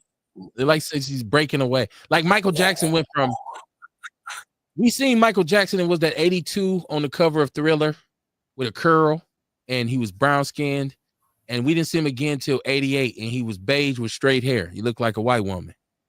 I said, what the fuck? We all looked at that. What happened to Michael Jackson? We was tripping. So sometimes we got to watch out, man. We see things coming. I want to, we're not going to be back until, if y'all want to talk to Kamara about weight loss, because Beauty's asking how to lose 25 pounds. So you should inbox Kamara. I'm pretty sure he'll put together some consultation type information for you. They using them shots so much, the pharmacy is regularly running out of certain brands for the people who actually need it for diabetes. Ace said, took a page out of Sammy Sosa book. Sammy Sosa is a waste of humanity. What the hell is going? But he's Cuban, so we don't have to hold that L. Brenda said people lose muscle and skin starts sagging from these shots. Ian said, my Wednesday muscle don't grow back. Yeah, and then they have to have surgery for the skin or whatever. Yeah. Said my Wednesdays are phenomenal. I get a bottle of Woodford Reserve on Walcott or Walcott Bourbon and enjoy myself. Thank you. I'm glad. Enjoy yourself. We won't be back until Monday, y'all. We won't be back until Monday. And I appreciate everybody who tunes into the show. Listen, I don't know what's up with Facebook, but I see that my people still chime right back in with me. Please share the show, share the show, share the show, share the show, share the show. Because I know a lot of people holler about Outlaw this and Outlaw that, but I never see them represent it. I never see them share the show. I never see them mention it. I never see them. So get the mentions up, get them likes up, spread the word, Big Bird. Kamar, do you have any OG shit for us tonight before we go? You know where? Let's get where that my out. real OGs at? Listen, nephew, the dope ain't it. I don't care if you selling motherfucking toothpicks, nigga. Don't never be ashamed of your hustle. Because a lot of people gonna talk about you, but they ain't paying no bills. Stop me when I'm lying.